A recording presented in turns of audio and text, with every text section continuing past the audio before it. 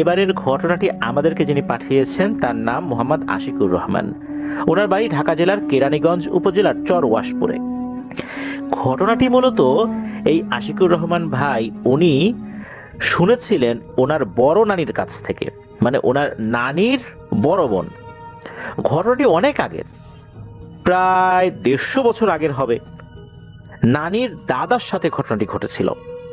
তখন নানির দাদা বছরখানেক হলো বিয়ে করেছেন, তার বয়স তখন 22 কি 23 বছর। আর এই ঘটনাটি নানির একদমই মনে নাই, কিন্তু নানির যিনি বড় বোন তার আবার মনে আছে।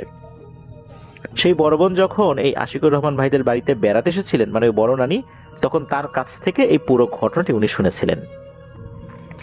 তো নানির দাদার বিয়ের 2 থেকে 3 বছর পরের ঘটনা। নানির দাদার নাম ছিল মোহাম্মদ আব্দুস সালাম। উনি চামড়ার ব্যবসা করতেন, প্র্যাকটিসিং মুসলিম ছিলেন। 5 ওয়াক্ত নামাজ, প্রতিদিন কোরআন শরীফ তেলাওয়াত, এগুলো ওনার রেগুলার অ্যাক্টিভিটিস ছিল। ওনার স্ত্রীও ছিলেন খুবই পরহেজগার একজন মহিলা। ওনার বাড়ি থেকে শ্বশুর বাড়ির দূরত্ব 5 কিলোমিটারের মতো এমন হবে। তার একটা গরুর গাড়িও ছিল। উনি মাঝে মাঝে শ্বশুরবাড়িতে ওনার স্ত্রীকে নিয়ে যেতেন, আবার নিয়ে আসতেন। তো একবার হয় কি, উনি শ্বশুরবাড়িতে যাবেন, তখন ওনার স্ত্রী সেখানে ছিল। উনি এশার সালাত আদায় করে একটা মিষ্টির দোকান থেকে 5 কেজি মিষ্টি কিনে শ্বশুরবাড়ির দিকে রওনা হয়েছেন। তবে তখন আর গরুর গাড়ি নিয়ে যান নাই, হেঁটে হেঁটেই যাচ্ছিলেন। যখন শ্বশুরবাড়ির যে এরিয়াটা, মানে যে গ্রাম, ওই গ্রামে যখন ঢুকবেন, ওই গ্রামে ঢুকতে ওই সময় রাস্তার বাম পাশে নাকি বিশাল আকারের কয়েকশো বছরের পুরনো একটি বটগাছ ছিল। আর বটগাছটা পার হওয়ার পর, মানে অল্প কিছুটা পার হওয়ার পর আর কি, একটা বড় আকার তাল গাছও ছিল। উনি যখন ওই বটগাছের কাছাকাছি এসেছেন, তখনই দেখেন বিশাল আকার একটা দানবীয় আকৃতি, যার 1 পা বট গাছে আর 1 পা তাল গাছে দাঁড়িয়ে আছে। এই অবয়বটার মাথা অনেকটা কাকের মতো, আর শরীরটা বানরের মতো। ওভাবে দাঁড়িয়ে আছে। দাঁড়ানো অবস্থায় বলে ওঠে, কিরে আব্দুস সালাম, শ্বশুরবাড়ি যাচ্ছিস, ভালো কথা, দে আমাকে কিছু মিষ্টি দিয়ে যা, আমিও খাই। আজকে পুরোটাই দিয়ে যা, অন্য দিন নিয়ে যাস। তখন দাদা বলে ওঠেন, না তা তো হবে না, আমি তো তোকে মিষ্টি দেব না, তোদেরকে মিষ্টি দিলে এই একটা ঝামেলা হয়, বারবার তোরা চাস। তখন ওই দানবটা বলে, না আমাকে দিয়ে যাবি, চাইবো না। কিন্তু দাদা তার কথায় বিশ্বাস করেন না, বলে না, তোদের স্বভাবটা এরকম, তোরা বারবার চাস, তোদেরকে তো দেব না। এরকম বেশ অনেকক্ষণ তর্কাতর্কি হচ্ছে। একটা পর্যায়ে ওই দানবটা তার আকার আকৃতি ছোট করে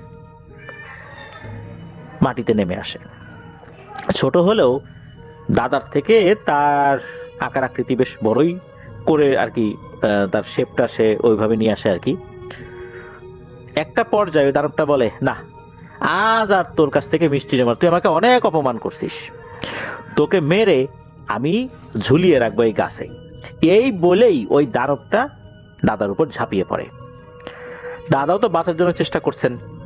দাদা খেয়াল করেন যে দাদাকে এমন এক মায়াজালে আবদ্ধ করেছেন, ইতোমধ্যে দাদা প্রায় হাঁটু পর্যন্ত মাটির নিচে গেড়ে গেছেন, শুকনো মাটির নিচে। দাদা কিন্তু অনেক দোয়া দুরুদ জানতেন। দাদার সাথে একটা গামছা ছিল, গ্রামের অনেকেই কিন্তু সাথে গামছা রাখেন, তো দাদার কাছেও গামছা ছিল। উনি বিশেষ এক পদ্ধতির মাধ্যমে ওই পিশাচটাকে ওই গামছার মধ্যে বন্দি করে ফেলেছেন। অনেক সময় আমরা দেখি না, গামছার ভিতরে কিছু জিনিস ঢুকিয়ে একটা গিট দেওয়া হয়, একটা পুটলির মতো তৈরি করা হয়, মনে হচ্ছে ওই রকম একটা পুটলি হয়ে গেছে, ওর মধ্যে ওই দানবটা নড়াচড়া করছে। দাদা মাটির ভেতর থেকে উঠে পড়েন অনেক কষ্টে, কারণ হাঁটু পর্যন্ত গেড়ে গিয়েছিল। অনেক কষ্টে সেখান থেকে ওঠেন। এরপর উনি শ্বশুরবাড়িতে পৌঁছেও যান। আর যাওয়ার পথে ওই পিশাচটা বলছে, আব্দুস সালাম রে, আমার ছেড়ে দে, আমি আর কখনো তোর সামনে আসবো না, আমি কথা দিলাম, আমি কখনোই আর আসবো না। কিন্তু দাদা তো সেই কথা শোনেন না, শ্বশুরবাড়িতে চলে যান। শ্বশুরবাড়িতে যাওয়ার পর প্রথমেই উনি ওনার স্ত্রীকে ডাকতে থাকেন। ওনার স্ত্রী বেরিয়ে আসেন, বের আসার সাথে সাথে ওনাকে বলেন এক্ষুনি পানি গরম করো। ওনার স্ত্রী পানি গরম করেছেন। পানি গরম করার পর ওনার স্ত্রীও দেখছেন যে এই যে একটা পুটলি বানানো হয়েছে, পুটলির মধ্যে কিছু একটা নড়াচড়া করছে। তখন উনি বলেন যে এর ভিতরে কি? তখন দাদা বলেন ওটা তুমি বুঝবা না, আগে গরম পানি দাও। এরপরে যখন গরম পানিটা দাদা হাতে নিয়েছেন, সেই গরম পানিটা ওই পুটলির উপর ঢেলে দিয়েছেন। ঢেলে দেবার পর উনি ওই পুটলির গিটটা খুলে দিয়েছেন। তখন দেখা যায় এর ভিতরে বেশ বড় সাইজের একটা দাঁড় কাক, কিন্তু সে উড়ে যেতে পারছে না। তখন উনি ওনার স্ত্রীকে বলেন, অর্থাৎ দাদিকে বলেন, এক্ষুনি একটা নাকফুল জাতীয় কিছু নিয়ে আসো। তো বাড়িতে নাকফুল জাতীয় জিনিস ছিল। ওই সময় অবশ্য বাড়ির সবাই ঘুমিয়ে পড়েছিলেন। এই যে এই সমস্ত ঘটনা ঘটছে অন্যরা কিন্তু জানছেন না, কারণ উনি তো শ্বশুরবাড়িতে পৌঁছাতে বেশ রাত করেছিলেন। আর পৌঁছানোর পর আবার উনি ওনার স্ত্রীকে বলেছেন যে কাউকে এখন ডাকাডাকি করো না, পরে ডাক দিও। তো উনি ঘর থেকে একটা নাকফুল জাতীয় কিছু নিয়ে আসেন। নিয়ে আসার পর ওই কাকটাকে খপ করে ধরে ওই ঠোঁটের ভিতরে এই নাকফুল জাতীয় জিনিস ঢুকাই দেন। কারণ হচ্ছে কাকের যে ঠোঁট, তাদের নিঃশ্বাস নেওয়ার জন্য কিন্তু একটা ছিদ্র থাকে সেখানে। তো ওইটার মধ্যে ওই বিষয়টা মানে এমনভাবে করেছেন, মানে ওই নাকফুলটা এমনভাবে ঢুকিয়ে দিয়েছেন, এই কাক তো আর নিঃশ্বাস নিতে পারছে না। তারপর বিশেষ একটা পদ্ধতি করে এমনভাবে কাকটাকে উনি ছেড়ে দেন যে এই কাকটা কোনোভাবেই সে তার এই যে নাকের ভিতরে নাকফুল জাতীয় জিনিসটা ঢুকিয়ে দেওয়া হয়েছে এটা খুলতে পারবে না। তো কাকটাকে ছেড়ে দিয়েছেন। এরপর দাদি বলছেন যে কাজটা কি ভালো হইলো, ছাড়লা, এ কি বাঁচে না মরে, আবার পরে কোন সমস্যা হয়? তখন দাদা বলছেন যে ও আমাকে ওইখানেই মেরে ফেলতে গেছিল, আরেকটু হলে মাটির মধ্যে পুঁতে ফেলতো, তোমরা আমার লাশও খুঁজে পাইতা না, এমন ভাবে মাটির ভিতরে আমাকে ঢুকাই দিত। তো ওর সাথে এর থেকে ভালো আর কি আচরণ করব? এরপরে তো বাড়ির লোকজনকে ডাকাডাকি করেন, সবাই ওঠে, খাওয়া দাওয়া হয়, এটা নিয়ে কিন্তু আর কোনো কথা না। এরপরে প্রায় 13 বছর কেটে যায় কোনো সমস্যা ছাড়া, কোনো ধরনের কোনো সমস্যা হয়নি। এর মধ্যে ওনার 2 মেয়ে 1 ছেলে হয়েছে। বড় মেয়ের নাম হচ্ছে শাহানা আর ছোট মেয়ের নাম হচ্ছে শাহিদা। ওই সময় বড় মেয়ের বয়স ছিল 10 বছরের কাছাকাছি, ছোট মেয়ের বয়স ছিল 6 থেকে 7 বছর, আর ছেলের বয়স ওই সময় ছিল 4 মাস। মানে এই 13 বছর পরের ঘটনার কথা বলছি আর কি। এই যে ওনার 2 মেয়ে, এই 2 মেয়ে তার নানি বাড়িতে বেড়াতে গিয়েছে। ঘটনা সেই তাল গাছ, যেই তাল গাছে দানবটা 1 পা দিয়ে দাঁড়িয়েছিল, সেখানে আরো কিন্তু ছোটখাটো 4-5টা তাল গাছ ছিল, সেগুলো একটু ছোট ছিল আর কি। ওখানে একটা বিলও ছিল, বিলে বর্ষাকালে পানি আসতো, তারপর শুকিয়ে যেত শীতকালে। তো ঘটনাটা যখন ঘটে তখন ওই বিলে পানি ছিল হাঁটু পর্যন্ত। অনেকেই বিলে মাছ ধরছিল। তো নানি বাড়িতে যেহেতু বেড়াতে গিয়েছে 2 বোন, মামার কাছে বায়না ধরলো মাছ ধরা দেখবে। মামা তাদেরকে নিয়ে গেল মাছ ধরা দেখতে দুপুরবেলা। সেদিন কোনো ঘটনা ঘটেনি, তারা মাছ ধরা দেখে বাড়িতে ফেরত আসে। পরের দিন তারা দুপুরবেলা গোসল করতে যায় নদীতে, পাশের বাসার খালাদের সাথে। সে নদীতে দুপুরে অনেকেই গোসল করত। গোসল শেষে যখন তারা খালার সাথে চলে আসবে, তখন হঠাৎ করে খালারা দেখে, মানে ওখানে তো একজন খালা ছিল না, কয়েকজন খালা ছিল, দেখে যে আরে মাত্রই তো আমাদের সাথেই ছিল, এই 2 বোন কোথায় গেল? আবার কি নদীতে গোসল করতে গেল? না, তা তো হওয়ার কথা না, শরীর টরীর মুছে আমাদের সাথেই তো আসছিল। তো তারা আশেপাশে খুঁজতে লাগলেন, কিন্তু কোথাও খুঁজে পেলেন না। তারা না পেয়ে তারা বাসায় চলে গেলেন। ওনারা মনে করছেন পেছন থেকে এবার দৌড়িয়ে অন্য দিক দিয়ে চলে গেছে মজা করার জন্য। ওনারা বাসায় গিয়ে সবাইকে বললেন যে এদের 2 জনকে তো পেলাম না, এরা কি আগেই চলে আসছে? বাড়ির লোকজন বলল না তো, তারা তো 2 জন আসে নাই। এরপর সমস্ত ঘটনা যখন খুলে বললেন যে এরকম ভাবে পেছন থেকে হঠাৎ করে নাই হয়ে গেছে, আমরা তো মনে করছি অন্য দিক দিয়ে ঘুরে বাড়িতে চলে আসছে, তখন তো পরিবারের সবাই চিন্তাগ্রস্ত হয়ে পড়েন, আরে ওরা কোথায় গেল? ছোট মামাকে পাঠানো হলো এই আব্দুল সালাম দাদার বাসায় যে দ্রুত বাচ্চাদের বাবাকে খবর জানাও। যখন উনি এই খবরটা পেলেন তখনই বুঝতে পারলেন যে এখানে কোনো প্যারানর্মাল ঘটনা রয়েছে। তাড়াতাড়ি করে তাদের মসজিদের ইমাম সাহেবের কাছে গেলেন, সব ঘটনা খুলে বললেন দাদা। ইমাম সাহেব বললেন যে আমাকে কিছুটা সময় দেন, আমি আমার জিন ছাত্রদের কাছ থেকে খবর নিই যে কি হয়েছে। ওই সময় আসলে পরন্ত দুপুর ছিল আর কি। তো ইমাম সাহেব বললেন যে মাগরিবের নামাজের কিছুক্ষণ পর আসেন, দেখি আমি কোনো তথ্য সংগ্রহ করতে পারি কিনা। কিন্তু এই সময়ের মধ্যে আপনাদেরকেও খুঁজতে হবে যে ওরা কোথায় গেল, আমার অপেক্ষায় থাকা যাবে না। এমনও তো হতে পারে ওরা আশেপাশে কোথাও গিয়েছে বা কোনো খারাপ লোকের খপ্পরে পড়েছে, এমনও তো হতে পারে। ওনারা তো খোঁজাখুঁজি করছেন, এর ভিতরে আব্দুস সালাম দাদা উনি আর হুজুরের কাছে আসেন নাই, যেহেতু খোঁজাখুঁজি চলছিল। মাগরিবের পর আব্দুস সালাম দাদা যেহেতু হুজুরের কাছে আসেন নাই, তখন হুজুরই চলে গেলেন আব্দুস সালাম দাদার বাসায়। উনি ঠিকানা নিয়ে চলে গিয়েছেন। প্রথমে ওনার শ্বশুর বাড়িতে গিয়েছিলেন, এরপরে সালাম দাদার বাসায় গেলেন। যাওয়ার পর ইমাম সাহেবের সাথে দেখা হলো আব্দুল সালাম দাদার। আব্দুল সালাম দাদা তো খুব অস্থির, মেয়ে দুটোকে খুঁজে পাওয়া যাচ্ছে না। তখন উনি বললেন, অর্থাৎ ইমাম সাহেব আব্দুল সালাম দাদাকে বলেন, আপনারা কোথায় খুঁজছেন? বলে, আমরা তো নদীতে জাল দিয়ে খুঁজছি। বলে, না, ওখানে খুঁজলে হবে না, চলেন আমার সাথে, একটা জায়গায় যাই, ওখানে ওদেরকে পাওয়া যাবে। এরপর ইমাম সাহেব উনি আব্দুল সালাম দাদা সহ আরো বেশ কিছু লোকজনকে নিয়ে ওই তাল গাছের সামনে গিয়ে দাঁড়ালেন, যেখানে 13 বছর আগে একটা দানবের অবয়ব দেখা গিয়েছিল, এক পা বট গাছে আর এক পা ওই তাল গাছে। তখন ইমাম সাহেব সবাইকে বলেন, উপরের দিকে তাকান তো, কিছু হৃদয় বিদারক দৃশ্য দেখতে পান কিনা। সবাই উপরের দিকে তাকিয়ে দেখে এক ভয়ঙ্কর হৃদয় বিদারক দৃশ্য। এই দুই মেয়ের চুল ছিল বড় বড়, মোটামুটি বড় বড় ছিল তাদের হাইট অনুযায়ী। তাদের মাথার চুল দিয়েই, গলার সাথে ফাঁস দিয়ে, এই চুল দিয়েই তাদেরকে ঝুলিয়ে রাখা হয়েছে এই তাল গাছের যেই ডেগা বা ডাল বলা হয় আর কি, সেখানে নৃশংসভাবে তাদেরকে হত্যা করা হয়েছে। লোকজন অনেক কষ্টে সেখান থেকে দুই বোনকে নিচে নামিয়ে আনেন। দুই বোনই মারা গেছে। বাড়িতে কান্নাকাটি লেগে যায়। পুরো গ্রামের মানুষ কান্নায় ভেঙে পড়ে, এত সুন্দর দুটো মেয়ে এইভাবে মারা গেল। ইমাম সাহেব খুব দ্রুত বাচ্চা দুটোকে গোসল করিয়ে জানাজা পড়িয়ে দাফনের ব্যবস্থা করে ফেলেন এবং স্থানীয় পারিবারিক একটি কবরস্থানে তাদেরকে দাফন করা হয়।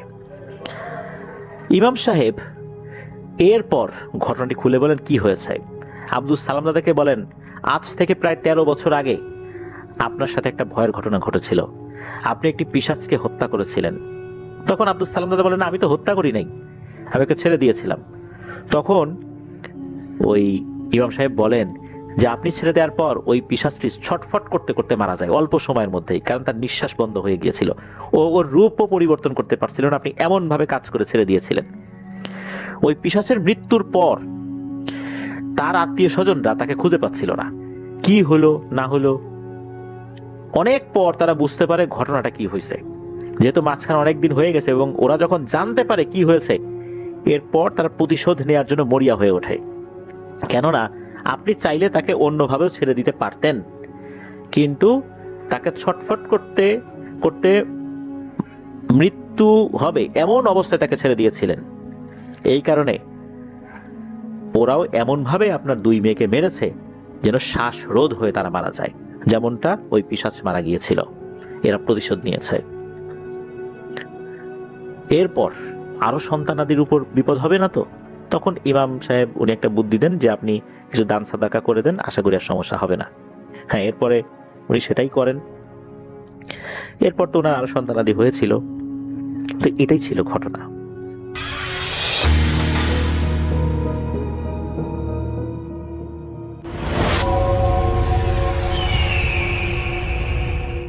আমি জেরিন। আমি একটি পাবলিক ইউনিভার্সিটিতে জলিতে অনার্স করছি। আমি আমার জীবনের 3 সময় 3 জায়গায় কাটিয়েছি। একদম ছোটবেলা থেকে স্কুল পর্যন্ত আমি ছিলাম গ্রামে, দাদাবাড়ি। এরপর কলেজ লাইফে আমার নানা বাড়ি শহরে, আর বর্তমানে অনার্স লাইফে হোস্টেলে ঢাকাতে কাটাচ্ছি। এই 3 সময়েই আমার সাথে আশ্চর্য ঘটনা ঘটেছে, যেটা আপনাদের সাথে আমি শেয়ার করব। কিন্তু আজ আমি স্কুল লাইফের ঘটনাটি, মানে গ্রামের ঘটনাটি বলবো। আপনারা যদি পরেরগুলো জানতে আগ্রহী থাকেন, আমি এখানের প্রতিটা এপিসোড নিজেই শুনে থাকি। কমেন্টে জানাবেন, আমি তাদের লিখে পাঠিয়ে দেব। ঘটনায় চলে যাচ্ছি। আমার নানা বাড়িতে আমি একাই থাকতাম। 5 ভাই বোন হওয়ার কারণে মা বাবা ছোট 2 জনকে নিয়ে শহরে থাকতেন। আমি 3 নম্বর। বড় 2 জন তখন ঢাকায় হোস্টেলে থেকে পড়াশোনার পাশাপাশি চাকরি করতেন। ওদের নিয়ে মা শহরে থাকাতে আমাদের দেখা হতো খুব কম।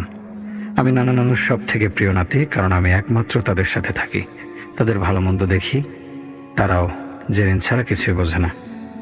যখন আমি 6-এ পড়ি, আমার কিছু বান্ধবী ছিল। আমরা প্রতিদিন একসাথে পুকুরে গোসল করতাম। প্রথম প্রথম আমাদের পাশের যে পুকুর ছিল সেটাতেই করতাম। কিন্তু একদিন মাথায় কি উঠলো, আমাদের ওখানে একজন জমিদারের পরিত্যক্ত বাড়ি ছিল, যেখানে কেউ যেত না। তার বাড়ির এরিয়াতে একটি বড় পুকুর ছিল, যেটা আসলে দিঘির মতন, কিন্তু সবাই পুকুর বলতো। যাই হোক, আমাদের গ্রামের সব থেকে বড় আর পরিষ্কার পানি ছিল সেই পুকুরে। ওটা অনেক গভীরও ছিল। আমাদের সবার ওই দিকটাতে যাওয়া বারণ ছিল। আসলে হয়তো প্রতিটা মানুষের একটা বয়স থাকে যখন তারা কোনো বারণ মানে না। তখন আমারও ওই বয়সটাই চলছিল। আমরা প্রায় 4 জন ছিলাম। ওরাই বলল, কিছুই হবে না, নে চল দেখি। আমরা ওখানের উদ্দেশ্যে রওনা দিলাম, কিন্তু ওটা ছিল আমাদের মূল ঘর থেকে একটু দূরে। যেহেতু মেয়ে মানুষ, গ্রামের মেয়েরা ছোটবেলায় এতটুকু সেন্স থাকে যে গোসল করে ভেজা শরীরে মানুষের সামনে দিয়ে অনেকক্ষণ হাঁটা সম্ভব না।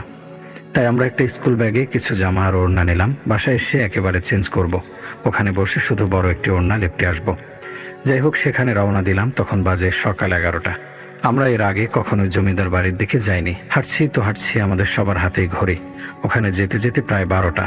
এত পথ কিভাবে কি বুঝতে পারলাম না। আমাদের গ্রাম যে এত বড় তাও জানতাম না, কিন্তু মনে হলো আমরা এক পথ দিয়ে কয়েকবার ঘুরে তারপর এখানে এসেছি। মানে কেউ আমাদের এখানে আসতে বারণ করছিল, বুঝলাম না। তখন বয়স কম ছিল, অত কিছু বুঝতাম না। কিন্তু যখন এসব নিয়ে নতুন করে ভাবি, তখন প্রতিটা বার নতুন কিছু মাথায় চলে আসে। জমিদার বাড়ির ভিতরে ঢুকতে দেখলাম একজন বৃদ্ধ লোক বসে আছে। বলল, তোমরা এখানে কি চাও খুকি? আমরা হেসে ফেললাম, বললাম, চাচা একটু গোসল করতে এসেছি। বলল, তোমাদের তো দেখছি খুব সাহস। কেন, পুকুরে গোসল করতে সাহস লাগে নাকি সাঁতার জানা লাগে? যা ইচ্ছা হয় করো, আমি বারণ করব না, কিন্তু মাঝে যাবে না, ওটা খুব গভীর। আর প্রায় অনেকগুলো বছর পরে এই পানিতে কেউ নামছে। ঠিক আছে চাচা, আপনার কথা আমরা রাখবো। এই বলে আমরা পুকুরের পাড়ে চলে গেলাম। এত সুন্দর পুকুর আমি আমার জীবনে দেখিনি। চারপাশে ঘাটলা দেয়া, সিঁড়িতে বসার জায়গা। শুনলাম জমিদার মশাই এখানে বসে মাছ ধরতেন। আমরা পুকুর ঘাটে বসে অনেকক্ষণ পানি নিয়ে খেললাম। এরপর পানিতে নেমে গেলাম। পানিতে নামার পর খুব ভালো লাগছিল, কেমন একটা ঠান্ডা পানি, শীতল বরফ পাচ্ছিলাম। কিন্তু যখনই আমি ডুব দেই, আমার মনে হচ্ছিল একটা ঝিনঝিন শব্দ আসছিল। এমন শব্দ আমি এর আগে কোনোদিন পাইনি। আমি ওদের কাছে জিজ্ঞেস করলাম, তোরা কোনো শব্দ পাও? ওরা বলে, কিসের শব্দ? ভাবলাম মনে হয় কোনো পোকা টোকা আশেপাশে ডাকছে, সেটাই শুনছি। আমি এবার ভাবলাম একটু ঘাটলায় বসে দেখি ওরা কিভাবে ডুব দেয়। এতেও এক ধরনের মজা আছে। হঠাৎ করে আমার হাত আর একটা শক্ত হাত টেনে নিয়ে যেতে থাকে পুকুরের দিকে। আমি একদম হতভম্ব হয়ে গেলাম। কি হচ্ছে কিছুই বুঝতে পারছিলাম না, কিন্তু নিজেকে কন্ট্রোল করতে পারছিলাম না। সর্বশক্তি দিয়ে আমি চেঁচাতে লাগলাম আর হাত ছাড়াতে চেষ্টা করলাম, কিন্তু কোনো লাভই হচ্ছে না। একদম পুকুরের পাড়ে নিয়ে এসেছে আমাকে। এতক্ষণও দেখতে পারিনি কি এমন করছে। আতঙ্কে চোখ মুখ বিকৃত হয়ে এলো আমার। হচ্ছেটা কি এসব? চিৎকার করলাম সাহায্যের জন্য। দূর থেকে হইচইয়ের শব্দ কানে আসছে। আমার চেঁচামেচি শুনে ছুটে আসলো চাচা। আমার বান্ধবী 4 জন কিছুই বুঝতে পারছে না। আমি নিজেও বুঝতে পারছি না কি হলো এসব। কিন্তু আমার একজন বান্ধবীকে একটু কেমন যেন দেখাচ্ছিল, যার নাম ছিল সেতু।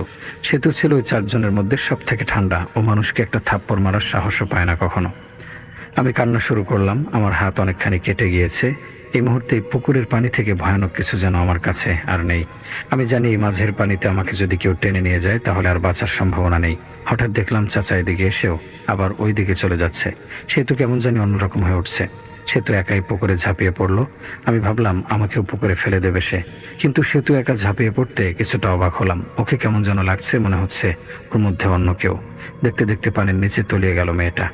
স্তম্ভিত হয়ে সেদিকে তাকিয়ে রইলাম আমরা। ধীরে ধীরে সেখানে ভেসে উঠলো একটা মাথা, কিন্তু সেতু কোথায়? এমন বিভৎস ভয়ঙ্কর চোখ আর মুখ এর আগে কখনো দেখিনি আমরা। চোখ জোড়া জল জল করে চলছে এবং আমার দিকে তাকিয়ে হিস হিস করে উঠলো ওটা। ওটার মুখ থেকে যেন একটা সাপের মাথা বেরিয়ে এসে আবার ঢুকে গেল ভেতরে। এটা যে ওটার জিহ্বা তা বুঝতে বেশ কিছুটা সময় লাগলো আমাদের। হচ্ছেটা কি? ঝাপসা আলোতে পুরোপুরি বোঝা না গেলেও এটা যে কোনো মানুষ নয় এতে আমাদের সন্দেহ নেই। ভয়ে কাঁপতে লাগলাম। চিৎকার থেমে গেছে অনেক আগেই, এখন শুধু ভয়ে ফোঁপাচ্ছি।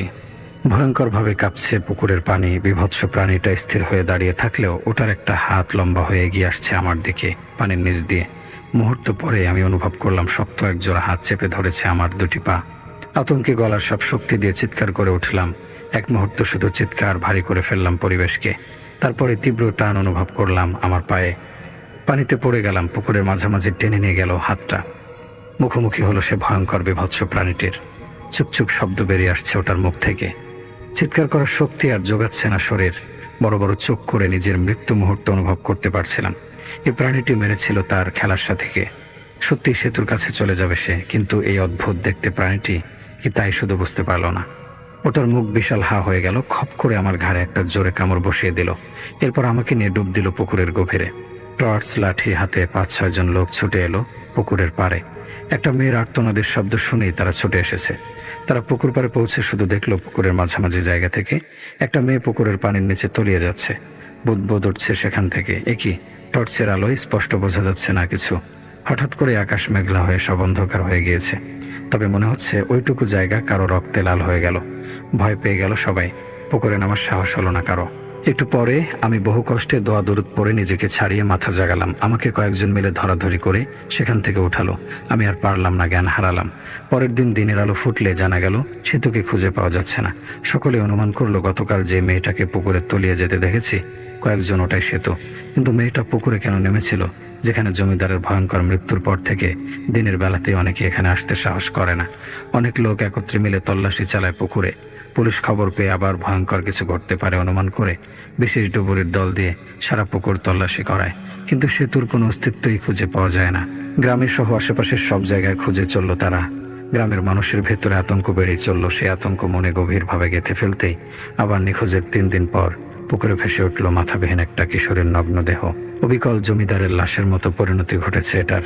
এটা যে সেতুর লাশ তাও বুঝতে অসুবিধা হলো না কারো। গ্রামের সকলকে স্তম্ভিত করে দিল এই দ্বিতীয় অদ্ভুত মৃত্যুটি। আমাদের গ্রাম সহ আশেপাশের সব গ্রামে পুকুরের ভয়ঙ্কর 2টি মৃত্যুর ঘটনা ছড়িয়ে পড়ল। নিত্যদিনের কাজে এই পুকুরের পানি ব্যবহার করতে হয় সকলকে মাঝে মাঝে। তবুও যাদের পক্ষে সম্ভব হলো গ্রামের প্রাচীন এই পুকুরটিকে ত্যাগ করলো। পুলিশ আর গ্রামের মাতবর শ্রেণীর লোকেরা পড়ল বড় বিপদে। সকলে এই বিপদে সমাধান চাচ্ছে তাদের কাছে, কিন্তু ঘটনার আগামাথা কিছুতেই মাথায় ঢুকছে না তাদের। এরপর পেরিয়ে গেল প্রায় মাসখানেক। পুকুরটাতে এর মধ্যে আর কেউ নিখোঁজ হয়নি। একদিন গ্রামে গভীর রাত, সেদিন শেষ দুপুরে যে 6 জন কিশোরী পুকুরে গোসল করতে নেমেছিল তাদের আরেকজন মালতী। এখনো ঠিকমতো রাতে ঘুমাতে পারি না। চোখ মুদলে ভেসে ওঠে সেতু আর সেই মাথাবিহীন শরীর দুটো। কি ভয়ঙ্কর অনুভূতি জাগে সারা মনে। ভাবে কেন যে সেদিন পুকুরে গোসল করতে নেমেছিল তারা, আর বড়দের নিষেধ সত্ত্বেও কেন এমন কাজ করেছিল। একটা ঘরেই নানা নানুর সাথে ঘুমাতাম, তার জন্য আলাদা বিছানা রয়েছে। আজও ঘুমোচ্ছিলাম। গভীর ঘুম ভেঙে গেল ফিস ফিস একটা ডাক শুনে। জেরিন, এই জেরিন, এত ঘুমাস কেন? উঠ বেটি। কণ্ঠটা আমার পরিচিত। চমকে উঠে চোখ মেললাম। টিন সেট ঘরের খোলা জানালায় গিয়ে চোখ আটকে গেল তার। জ্যোৎস্নার আলোয় সেতুর মুখটা স্পষ্ট দেখা যাচ্ছে। মুচকি মুচকি হাসছে মেয়েটা। সেতু আবার বলল, বাইরে আয় জেরিন, তোর সাথে কথা আছে। দেখ আমার সাথে কে আসছে। জানালার একদিকে সামান্য সরে গেল সে। তার পাশে উদয় হলো আর একটা মাথা। এটা কে? মিষ্টি হাসি লেগে আছে এই মুখেও। আমাকে উদ্দেশ্য করে বলল, কিরে এত তাড়াতাড়ি ভুলে গেলি আমাদের? আমরা একসাথে কত খেলা করেছি, কত ঘুরেছি, আর আজ কতদিন দেখা হয় না। বাইরে আয় না হতচ্ছাড়া, আমাদের সাথে চল। আমি বিভ্রান্ত হয়ে বিছানায় উঠে চোখ ডলতে লাগলাম। কি দেখলাম? নানা নানুর দিকে তাকিয়ে দেখলাম দুজনেই ঘুমিয়ে আছে। আবার জানালার দিকে তাকালাম। সেতু আর আরেকজন দুজন হাসি হাসি মুখ করে আমার দিকে তাকিয়ে আছে। আমি ধীরে ধীরে বিছানা থেকে নেমে এগিয়ে গেলাম জানালার দিকে। যতই সামনে আগাই অজানা একটা আতঙ্কে আমার বুকের ধকপকানি বেড়েই চলেছে। একেবারে জানালার কাছে চলে এলাম। মুহূর্তে উড়ে গেল সেতু আর সে মুখের মিষ্টি হাসি। একে অপরের দিকে তাকিয়ে ঠোঁট বাঁকা করে করুর হাসি হাসলো তারা। ভয় পেয়ে গেলাম আরো। এতক্ষণ যেন আমি ঘুমের ঘোরে ছিলাম। হঠাৎ অনুধাবন করতে পারলাম সেতু তো মারা গেছে অনেকদিন আগে। তারা এত রাতে এখানে কি করে আসবে? কৌতূহলতায় জানালার দিকে আরেকটু ঝুঁকে গেল সে। পিছিয়ে গেল সেতু আর সে মাথা। একই শরীর কোথায় ওদের? দুটো কাটা মাথা এখন জানালার ওপাশে তার মুখোমুখি। গলার নিচ থেকে শরীরের নিচের অংশ অদৃশ্য ওদের। খিলখিল করে হেসে উঠল ওরা। আতঙ্কে হিতাহিত জ্ঞান হারিয়ে ফেললাম। কণ্ঠের সব শক্তি খরচ করে চিৎকার জুড়ে দিলাম সেদিন। নানা নানু ধরফর করে উঠে তার কাছে চলে এলো। ভয়ে তেতলাচ্ছিলাম আর ফুপিয়ে কেঁদে কেঁদে জানালার বাইরে দেখছিলাম, কিন্তু ওখানে এখন কিছুই নেই। আমার কথাগুলোকে গুরুত্বের সাথে নিল না তারা। বলল, স্বপ্ন দেখেছি। দোয়া দরুদ পরে ভরসা দিল। এত বাস্তব ছিল সবকিছু, কি করে এটা স্বপ্ন হয়? তারাও কি মারা যাবে তাদের মতো? ভয়ে মুষড়ে পড়লাম। সেদিন সেই পুকুরের ঘটনায় যে আমি ছিলাম নানা নানিকে কেউ জানায়নি। বয়স্ক ছিল তাই তাদের কাছে এটা ছিল এক দুঃস্বপ্ন। এরপর কেটে গেল কয়েকদিন। রাতে ঘুমিয়েছিলাম, শরীরে কারো ঝাঁকুনিতে ঘুম ভেঙে গেল।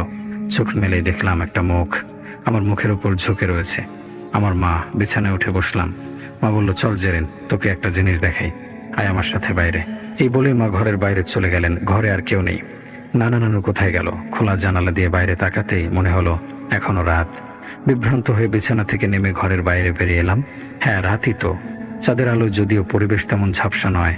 ওই তো বাবা আর মা দূরে দাঁড়িয়ে রয়েছে। কোথায় যাচ্ছেন তারা? কখন এলেন তারা? একে অপরের দিকে তাকিয়ে এমন মুচকি মুচকি হাসছেন কেন? হাত ইশারা করে তারা দুজন আমাকে ডাকলেন। বিস্মিত হয়ে তাদের অনুসরণ করে চললাম। যতই দ্রুত হাঁটছি ততই তার বাবা মার চলার গতি বৃদ্ধি পাচ্ছে। কিছুতেই ধরতে পারছিলাম না তাদের। অনেক ডাকার পরেও পেছন ফিরে তাকাচ্ছেন না তারা। এরকম কি কারোর সঙ্গে হয়েছে এর আগে, নাকি অন্য কারোর সঙ্গে ঘটে যাওয়া ঘটনার পুনরাবৃত্তি? একটা সময় পর আমি বিস্মিত হয়ে অনুধাবন করলাম, বাবা মা সেই ভয়ঙ্কর প্রাচীন জমিদার বাড়ির পুকুরের কাছাকাছি চলে এসেছে, যেখানে নিখোঁজ হয়েছিল সেতু। পুকুরের একদম পাড় ঘেঁষে দাঁড়িয়ে আছে তার বাবা মা। ভয়ে ভয়ে ডাকতে লাগলাম তাদের। কি চমকে উঠলাম, ওখানে বাবা মা কই? তারা যেখানে দাঁড়িয়েছিল সেখানে দাঁড়িয়ে আছে সেতু আর আরেকটা মাথা। ঘুরে তার দিকে তাকিয়ে খিলখিল করে হাসছে। পুকুরের মাঝামাঝি কি একটা যেন ভেসে উঠল। চুকচুক একটা শব্দ কানে। কি একটা ভয়ানক মুখ ভেসে উঠল পানির উপরে। জ্ঞান হারালাম। জ্ঞান হারানোর আগে শুধু দেখতে পেলাম বিদ্যুৎ গতিতে সেতু আর সে মাথাটা ছুটে এসে আমার দুটো হাত শক্ত করে চেপে ধরল। কিন্তু আমার পাশে আরেকজন রয়েছে। কি এটা মালতী না? আর কিছু মনে নেই। পরদিন সে তোর নিখোঁজের পর যেমন পরিস্থিতি সৃষ্টি হয়েছিল, মালতীকে খুঁজে না পেয়ে তারই পুনরাবৃত্তি ঘটল গ্রামে। আমি নিজেকে নিজের ঘরেই পেলাম, কিন্তু আমার পা পুরো কাদায় ঢেকে রয়েছে। তার মানে গতকাল রাতে আমি যেটা দেখেছি সেটা সত্যি ছিল। আমি ওখানে গিয়েছিলাম হেঁটে হেঁটে খালি পায়ে। প্রথমে কেউই বুঝতে পারলো না মেয়েটা কোথায় গেল। মালতীর বাবা একটা পায়ের ছাপ খুঁজে পায়। ওটা গেছে পুকুরের দিকে। তার মানে রাতে পুকুরের দিকে গিয়েছিল মালতী। এর মানে যে কি কারো বুঝতে বাকি রইল না। কি এমন জিনিস যা অমন ভয়ের একটা পুকুরেও একটা মেয়েকে অমন রাতে টেনে নিয়ে যায়? অভাবনীয় বিষয় সকলের কাছে। মালতীর পরিণতি যে সেতুর ব্যতিক্রম নয় তা সবাই নিশ্চিত হয়ে গেল। সারাদিন ভোরে তাকে খুঁজেও কোথাও না পেয়ে পুকুরে নেমে কয়েকজন খোঁজ চালালো তার লাশের, কিন্তু কোনো লাভ হলো না। গ্রামের সকলে আতঙ্ক নিয়ে মালতীর মাথাবিহীন লাশটি পুকুরে ভেসে ওঠার জন্য 3 দিন অপেক্ষা করতে লাগলো। 3 দিন 1 সপ্তাহ পার হয়ে গেল। মালতীর লাশের কোনো হদিসই মিলল না। লাশ ভেসে উঠছে না দেখে সকলে অবাকই হলো। সে কি মারা গেছে নাকি বেঁচে আছে তাও কেউ অনুমান করতে পারছে না। এরপর আরও বেশ কিছুদিন কেটে গেল। মালতীর কোনো খোঁজ আর পাওয়া গেল না। পুকুর থেকে দুটো কিশোরী মেয়ের নিখোঁজ হওয়াটা গ্রামের মানুষের কাছে যেমন বিস্ময়কর, তার চেয়ে বিস্ময়কর 3 দিন পর তাদের মাথাবিহীন লাশ পুকুরে ভেসে ওঠা। এখন আরেকটা আতঙ্ক সৃষ্টি হয়েছে মালতীর উধাও হওয়ার মধ্য দিয়ে। এর পেছনে কে বা কি আছে তা কেউ অনুমান পর্যন্ত করতে পারছে না এখন পর্যন্ত। পুকুরে সেদিন শেষ দুপুরে যে 6 জন কিশোরী মেয়ে গোসল করতে নেমেছিল, তারা সবাই যে একে একে পুকুর থেকে নিখোঁজ হচ্ছে এই সূত্রটাও কেউ ধরতে পারছিল না। ধরতে পারলে হয়তো তাদের উপর নজরদারি করে এই রহস্যের সামান্য কিনারা হলেও খুঁজে পেত। 6 জন কিশোরীর বাড়ি এই প্রাচীন পুকুরটাকে ঘিরে খানিকটা তফাতে। এর মধ্যেই তাদের 3 জন পুকুরের অজানা আতঙ্কের শিকার হয়েছে। 2 জনের লাশ খুঁজে পেলেও মালতীরটাও পাওয়া যায়নি। এরপর কেটে গেছে 7 মাস। আমাদের গ্রাম এখন আতঙ্কের গ্রাম। প্রাচীন সেই পুকুরের আশেপাশে যাওয়া সবার জন্য নিষিদ্ধ। সেতু, মালতী, এর পরে তাদের বাকি 3 খেলার সঙ্গে জ্যোৎস্না, জুলেখা, মণিও নিখোঁজ হয়ে গিয়েছে 1 মাস 1.5 মাস বিরতিতে। বলা যায় সেতু আর মালতীর সঙ্গে ঘটে যাওয়া ঘটনারই পুনরাবৃত্তি ঘটেছে তাদের সাথেও। হয়তো আপন চেহারার রূপ নিয়ে আসা কিছুই ওদের পুকুরে নিয়ে গিয়েছিল গভীর রাতে, কিন্তু গ্রামের মানুষ তারা আচ্ছ করতে পারেনি। নিখোঁজ হওয়ার পর পুলিশ, স্থানীয়রা বাড়ি থেকে পায়ের ছাপ অনুসরণ করে নিশ্চিত হয়েছে যে মেয়েটা পুকুরের দিকেই গেছে রাতে। খুঁজে পাবে না জেনেও পুকুরে অনুসন্ধান চালানো হয়। গ্রামে গ্রামে খোঁজ করা হয়, কিন্তু শেষ পর্যন্ত তারা অপেক্ষা করে থাকে পুকুর থেকে যে কোনো একা অবস্থাতে লাশটা ভেসে উঠবে। কিন্তু দিনের পর দিন চলে যায়। সেতুর পর বাকি 3 জন মেয়েও উধাও হয়ে যায়, কিন্তু তাদের লাশ আর কেউ খুঁজে পায় না। তখন গ্রামের মানুষ এবং পুলিশ একটি সূত্র অনুধাবন করে বিস্মিত হয়ে পড়েন যে 6 জন সেদিন দুপুরে গোসল করতে নেমেছিল তারাই কেবল এই কয়দিনে নিখোঁজ হয়েছে। গ্রামের অন্য আর কেউ এই আতঙ্কের শিকার হয়নি। তাছাড়া এই 6 জনই খুব ঘনিষ্ঠ বন্ধু ছিল একে অপরের। সকলেই প্রায় সমান বয়সের। গ্রামের কারো সন্দেহ নেই যে কোনো পিশাচ কিংবা অশুভ শক্তির কাজ এটি। যার বাস ওই পুকুরে, পুলিশের লোকেরা মুখে বলতে না পারলেও হাবভাবে তাদের সাথে একমত প্রকাশ করেছেন। কোনো মানুষের পক্ষে প্রথম 2টো খুন করা অসম্ভব। এটা সমাধান করা যে তাদের পক্ষে সম্ভব না তা বুঝতে পারছেন। এর সমাধান করবার জন্য গ্রামের লোকেরা সিদ্ধান্ত নিলেন তারা ডাকবেন কোনো তান্ত্রিককে, যে এই সব অশুভ শক্তি থেকে বাঁচাতে পারবে তাদের সকলকে, ভেদ করতে পারবে এই হত্যা আর নিখোঁজের রহস্য। দেখা যাক তিনি এই পুকুরে অশুভ কিছুর অস্তিত্ব খুঁজে পায় কিনা। আজকাল এইসব অঞ্চলে জালালউদ্দিন মাতবর নামে একজনের নাম বেশ শোনা যায়। লোকটা নাকি এক প্রকার পিশাচ বিশেষজ্ঞ। তার জীবনের অধিকাংশ সময়ই এই অশুভ শক্তির সঙ্গে লড়াই করে কাটিয়েছেন। তার সঙ্গে যোগাযোগ করতে বেশ কষ্ট করতে হলেও যোগাযোগ করা গেছে। পুকুরের শেষ যে মেয়েটি মারা গিয়েছে, তারপর 2 মাস কেটে গেছে, এর মধ্যে না পাওয়া গেছে শেষ নিখোঁজ হওয়া 4 জন মেয়ের লাশ, আর না ঘটেছে নতুন আরও কোনো দুর্ঘটনা। আফসারপুরের মানুষ পুরোপুরি আতঙ্কিত হওয়ায় এবং একজন নিযুক্ত চৌকিদারের পাহারার কারণে প্রাচীন পুকুরটি এখন প্রায় পরিত্যক্ত। কেউই এদিকে খুব একটা আসে না। সন্ধ্যার প্রায় কাছাকাছি চাচা পুকুরটার আশেপাশে জায়গা চক্কর দিচ্ছেন। সেতুর লাশ যখন পুকুর থেকে তোলা হয় তখন তিনি উপস্থিত ছিলেন। পুকুরের যেই দানবটার এই কাজটা হোক না কেন, ওটার ভয়াবহতা বুঝতে তার বাকি নেই। পরের 4 জন মেয়েও যে দানবটার খাবারের শিকার হয়েছে তা নিয়েও তার মনে সন্দেহ নেই। বাচ্চা 6টি মেয়ের জন্য তার মন খুবই খারাপ হয়েছিল, আর পিশাচটার জন্য রাগ আর ক্ষোভ। তারও একটা 15 বছরের মেয়ে পুকুরে নেমে সাপের কামড় খায়, এরপর বাড়িতে ছটফট করতে করতে মারা যায় অনেক বছর আগে। সে নিজ থেকেই তাই সুপারিশ করে পুকুরের এই পাহারাদারের কাজটা নেয়। 6 জনের পর আর একজনকেও নিখোঁজ হতে দেবে না সে। দিন রাত নজর রাখে পুকুরটার দিকে। কোনো অল্প বয়সী মেয়ে আশেপাশে আসলেই দূর দূর করে তাড়িয়ে দেয়। আজ রাতটা চাঁদের রাত হবে। বিকেলের শেষ আলোয় পুকুরের দিকে তাকিয়ে আছেন চাচা। তার নাম শাহিন মিয়া। চারদিকে এত গাছ, তবুও বাতাস নেই। হঠাৎ খেয়াল করলেন পুকুরের মাঝখানের এক স্থানের পানি বেশ জোরে কেঁপে পুরো পুকুরে ছড়িয়ে পড়ছে। জায়গাটা থেকে এবার পানির বুদবুদ উঠছে। পুরোই অস্বাভাবিক ঘটনা। পুরো পুকুরের পানিতে ভয়ানক তাণ্ডব শুরু হলো। পানি ফুলে ফুলে উঠছে, পাড়ে পানির ঢেউ আছড়ে পড়ছে। পুকুরের মাঝামাঝি জায়গায় পানি চক্রাকারে ঘুরছে। গাছের একটা পাতাও নড়ছে না, অথচ পুকুর হঠাৎই শান্ত হয়ে উঠল। আবার পুকুরের পানি ভেদ করে পুকুরের মাঝামাঝি জায়গায় ভেসে উঠল 4টা মেয়ের লাশ। মাথাবিহীন লাশ। কয়েক মুহূর্ত মাথা ঝিম মেরে রইল আলম মিয়ার। এরপরে চিৎকার করে ছুটতে লাগলেন গ্রামের দিকে। এই গ্রামটাকে গিলতে শুরু করলো পুকুরের সেই আতঙ্ক।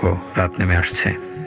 এসব কিছুই পরে চাচার কাছ থেকে জেনেছি। চাচার পুরো বক্তব্যটি আপনাদের কাছে তুলে ধরছি। এখানে আমি নিজে ছিলাম না, কিন্তু চাচা 2 জন তান্ত্রিকের কাছ থেকে পুরো বিষয়টা জেনে আমাকে জানিয়েছেন। রাত 9টার কিছু বেশি হবে, একটা অটো এসে থামলো গ্রামের শেষ মাথায়। সিএনজির ড্রাইভার তর্ক করছেন 2 জন আরোহীর সঙ্গে। ড্রাইভার লোকটা রাগে ফুঁসছে আর বলছে আর ভেতরে যাওয়া তার পক্ষে সম্ভব না। এদিকে কিছুই চেনে না সে। রাতে ফিরতে ঝামেলা হবে তার। অটোর ভেতরে বসা কিছুটা বয়স্ক যাত্রী বারবার বলছেন আর 10 মিনিটের পথ কেবল। তিনি চেনেন এখানে নামিয়ে দিলে হেঁটে যেতে অবস্থা খারাপ হয়ে যাবে তাদের। ড্রাইভার কিছুতেই যাবে না, তর্ক থামছে না। লোকটা ভাবছে লোক দুটোকে দেখেই পাগল মনে হয়েছিল তার। কেন যে গাড়িতে তুলতে গেল? চেলা গুরু মনে ওরা। কেমন তান্ত্রিকের মতো গেরুয়া পোশাক পরা, অদ্ভুত সাজসজ্জার লোক দুজনেই। কথাবার্তার ধরন উল্টাপাল্টা। যাত্রীর 2য় জন বয়সে কম লোকটা এবার খেকিয়ে উঠল। যা বেটা, নেমে যাচ্ছি। এই নে তোর ভাড়ার টাকা। আমাদের তুই চিনতে পারিসনি। দেখবি কেমন ভূত লেলিয়ে দেই তোর পেছনে। চলেন নেমে যাই ওস্তাদ। এমন পরিবেশে এমন কথা শুনে ভয়ে মুষড়ে গেল ড্রাইভার। ফিরতে হলেও দীর্ঘ নির্জন একটা পথ দিয়ে ফিরতে হবে তাকে। নামতে হইব না, যাইতাছি। আর তর্ক না করে এগিয়ে চলল সে সামনের দিকে। মনে মনে বংশ উদ্ধার করে দিচ্ছে 2 জন যাত্রীর। হারু আলম বিরক্ত হয়ে তাকালো। তান্ত্রিকের কাজ হচ্ছে মানুষের মন থেকে ভূত প্রেত পিশাচের ভয় দূর করা। তার অ্যাসিস্ট্যান্ট জহিরকে এতদিন শেখানো তন্ত্র শিক্ষার কোনোই ফল নেই। ও তান্ত্রিক হয়ে উল্টো মানুষকে ভূত লেলিয়ে দেওয়ার ভয় দেখায়। অবশ্যই এটা করা ছাড়া ড্রাইভারও আর এগোতো কিনা সন্দেহ। এসব চিন্তার চাইতে বড় চিন্তা তারা যে কারণে এই গ্রামে এসেছেন সেটা। প্রাচীন একটা পুকুরে 6 জন কিশোরী নিখোঁজ হয়েছে গত 1 বছরে। সাধারণ কারো কাজ হলে নিশ্চয় তাদের ডাকা হতো না। অশুভ শক্তি, কিন্তু একটা প্রাচীন পুকুরে এটা হঠাৎ উদয় হলো কেন? আর কিশোরী বয়সের মেয়েদেরই নিয়ম মেনে নিজের শিকার বানাচ্ছে কেন? 6 জনের 4 জনের লাশ নাকি খুঁজে পাওয়া যায়নি। গ্রামের দিকে যতই গাড়ি এগোচ্ছে তাদের চোখে ভিড় আর লোকের চঞ্চলতা ধরা পড়ল। আজ আবার কিছু হয়েছে নাকি? চারদিকে কোনো বাতাস নেই, অথচ পুকুরের পানি কোনো একটা উত্তাল নদীর পানির মতোই কাঁপছে। পুকুরের মাঝামাঝি 4টি বাচ্চা মেয়ের লাশ। ওভাবে দেখে দুজনেরই দম বন্ধ হয়ে এলো যেন। দূর থেকে দেখেও বোঝা যাচ্ছে ওদের মাথা ধারালো দাঁত দিয়ে কামড়ে কেউ আলাদা করে ছিঁড়েছে। রাশেদ জালালউদ্দিন মাতবরের মুখের দিকে তাকালো। ওটা শক্ত হয়ে গেছে, কি একটা ক্রোধে যেন কাঁপছে। তার চোখ দুটো খুঁজে বেরোচ্ছে পুকুরের ভেতরে থাকা এমন কিছু যা কারো চোখে ধরা পড়ছে না। সে অস্বাভাবিক কিছু একটা যে এই পুকুরে আছে তা অনুধাবন করতে পারছে। হঠাৎ তার মনে হলো লাশগুলোর পাশ থেকে কয়েক জোড়া চোখ তার দিকে তাকিয়ে আছে। কেমন আটকে উঠল সে। দুজনেই ঘুরে এলাকার লোকগুলোর কাছে গেল। হারুমিয়া বললেন লাশগুলোকে যত দ্রুত সম্ভব তুলে ফেলা উচিত। সকলেই কেমন আমতা আমতা করতে লাগলো। এটাই স্বাভাবিক, সকলে ভয় পেয়ে আছে। পুকুরে যে অশুভ শক্তি থাকুক, ওটা লাশগুলোকে নিয়ে কোনো একটা খেলা খেলছে। লাশ যতক্ষণ পুকুরে থাকবে ওটারই লাভ। কেউ পুকুরে এই মুহূর্তে নামতে রাজি নয়। বুঝতে পেরে তিনি বললেন, আমরা দুজন নামবো। সকলেই যেন হাফ ছেড়ে বাঁচলেন। তান্ত্রিক লোক, এরা সাহসী তো হবেই, তবুও কিছুটা আতঙ্কে সকলেরই মন চঞ্চল হয়ে উঠল। এদের কিছু হয়ে গেলে তাদের এই আতঙ্ক থেকে উদ্ধার পাওয়ার ভরসা করার আর কিছুই রইবে না। গেরুয়া পাঞ্জাবি খুলে এখন তাদের পরনে শুধু লুঙ্গি। নেমে পড়ল দুজনে পুকুরের ঠান্ডা পানিতে। গলা, হাত আর কোমরে জড়িয়ে আছে রক্ষা কবচ। জহিরকে সতর্ক করে দিলেন উস্তাদ, পানির নিচ থেকে কোনো হাতের স্পর্শ বা টান অনুভব করলে উত্তেজিত হবে না, মন্ত্রই রক্ষা করবে তোমাকে। জানে সে, তবুও কিছুটা উত্তেজনা মনে চেপেই রয়েছে।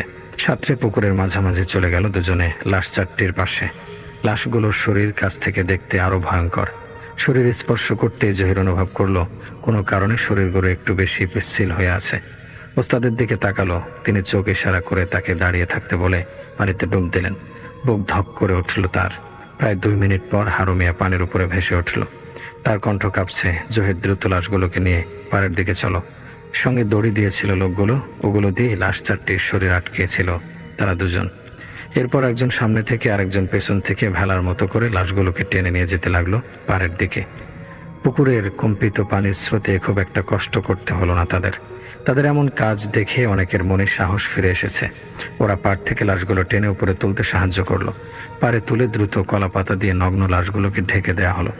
ভিজে চুপসে গেছে দুজনেই। সঙ্গে আনা পুটলি থেকে গামছা বের করে গা মুছে পোশাক পাল্টে নিল।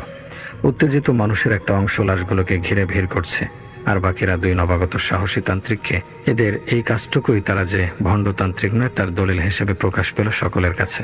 হারু মিয়া বললেন, আমরা দুজন খুবই ক্লান্ত, একটু থাকার ব্যবস্থা করে দেন আর লাশগুলোকে দ্রুত দাফনের ব্যবস্থা করেন।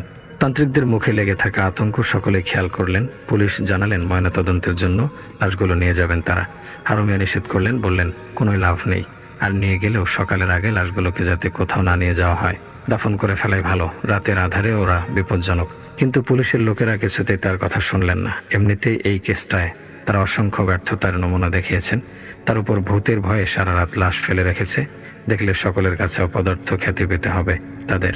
2 তান্ত্রিককে এলাকার মেম্বারের হাতে তুলে দিয়ে বিদায় দিয়ে লাশগুলোকে শাড়ি কাপড়ে মুড়িয়ে পুলিশ ভ্যানে তোলা হলো। 2 কনস্টেবল, ভ্যান ড্রাইভার এবং অফিসার 4 জন প্রায় মধ্যরাতে 4টি লাশ নিয়ে রওনা দিলেন থানার উদ্দেশ্যে। 2 কনস্টেবল পা জড়সড় করে বসে আছেন, পাশাপাশি গা লাগিয়ে। এতটা ভয় তারা এই জীবনে আর পায়নি। লাশ 4টিকে পুকুরে ভেসে থাকতে দেখে তাদের কলজে শুকিয়ে গিয়েছিল। তার উপরে যখন অফিসার বললেন পুকুরে নেমে লাশগুলোকে তুলে আনতে, তখন 2 জন প্রায় কেঁদেই দিয়েছিল। হাত জোর করে অনুনয় করে বলেছিল তাদের ছেলে মেয়ে আছে বাসায়, এখন পানিতে নামলে নিশ্চিত মৃত্যু হবে। অফিসার বিরক্ত হলেও জোরাজোরি করেনি। ভাগ্যিস তান্ত্রিক 2 জন সময় মতো এসেছিল, কিন্তু ভাগ্য কি আর এত ভালো?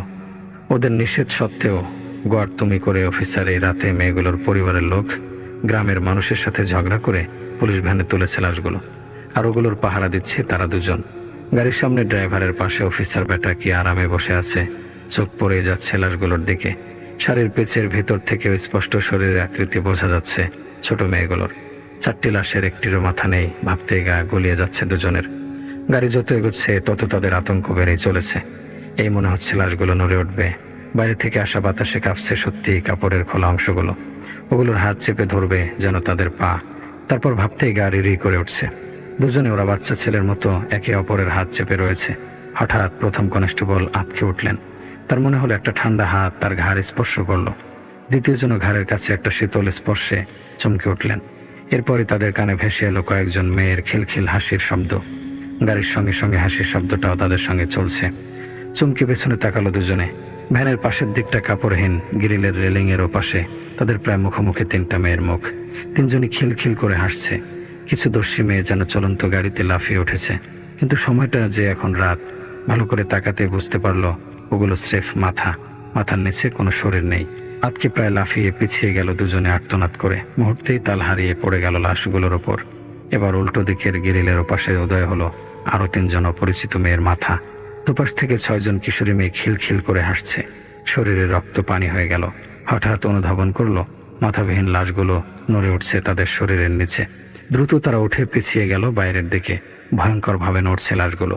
এ কি, তারা কল্পনায় দেখছে নাকি? মাথাবিহীন 4টি লাশ ধীরে ধীরে উঠে বসে পড়ছে। ওগুলো শরীর থেকে সরে গেছে কাপড়। 4টি লাশই তাদের হাতগুলো বাড়িয়ে দিয়েছে কনস্টেবল 2 জনের দিকে। প্রথমে মনে হলো ডাকছে তাদের, পরে আবার মনে হলো ঝাঁপিয়ে পড়বে লাশগুলো ওদের ওপর। ভয়ঙ্কর এই পরিস্থিতির সাথে তাদের কান নষ্ট করে দিচ্ছে গাড়ির বাইরের দুপাশ থেকে ভেসে আসা মেয়েগুলোর হাসির শব্দ। গাড়ি চলছে তার গতিতেই। চেঁচিয়ে গলা ফাটাচ্ছে কনস্টেবল দুজন। গাড়ি থামাচ্ছে না কেন? আর কোনো উপায়? আর একটু ঘুরে পেছনে গিয়ে দুজনে লাফিয়ে নেমে গেল চলন্ত গাড়ি থেকে। পুলিশ অফিসার আর ড্রাইভার দুজনে চমকে একে অপরের দিকে তাকালেন। মনে হচ্ছে কেউ পেছন থেকে চিৎকার করছে। ইশারা পেয়ে গাড়ি ব্রেক করছিলেন ড্রাইভার। গাড়ি থেকে নেমে প্রায় ছুটে গাড়ির পেছনে চলে এলেন। যা তারা দেখলেন, এই পরিবেশে গভীর রাতে গাছগাছালি ঢাকা পথের মাঝখানে কেউ দেখতে চাইবে না। কনস্টেবল দুজন কোথায়? গাড়ির পেছনে মাথাবিহীন 4টি মেয়ে দাঁড়িয়ে রয়েছে। ওদের হাত দুটো সামনের দিকে তাক করা। অন্ধকার হাতড়ে এগিয়ে আসছে যেন এদিকে। অফিসার এবং ড্রাইভার আর্তনাদ তুলে উল্টো ঘুরে আফসারপুরের দিকে ছুটতে লাগলেন পেছনের দিকে, যতক্ষণ পর্যন্ত না পেছনের খিলখিল হাসির শব্দ মিলিয়ে গেল। মেম্বার বাড়ির একটা ঘরেই ঘুমোতে দেওয়া হয়েছে তান্ত্রিক ওস্তাদ আর শীর্ষকে। ঘুম নেই কারো চোখেই।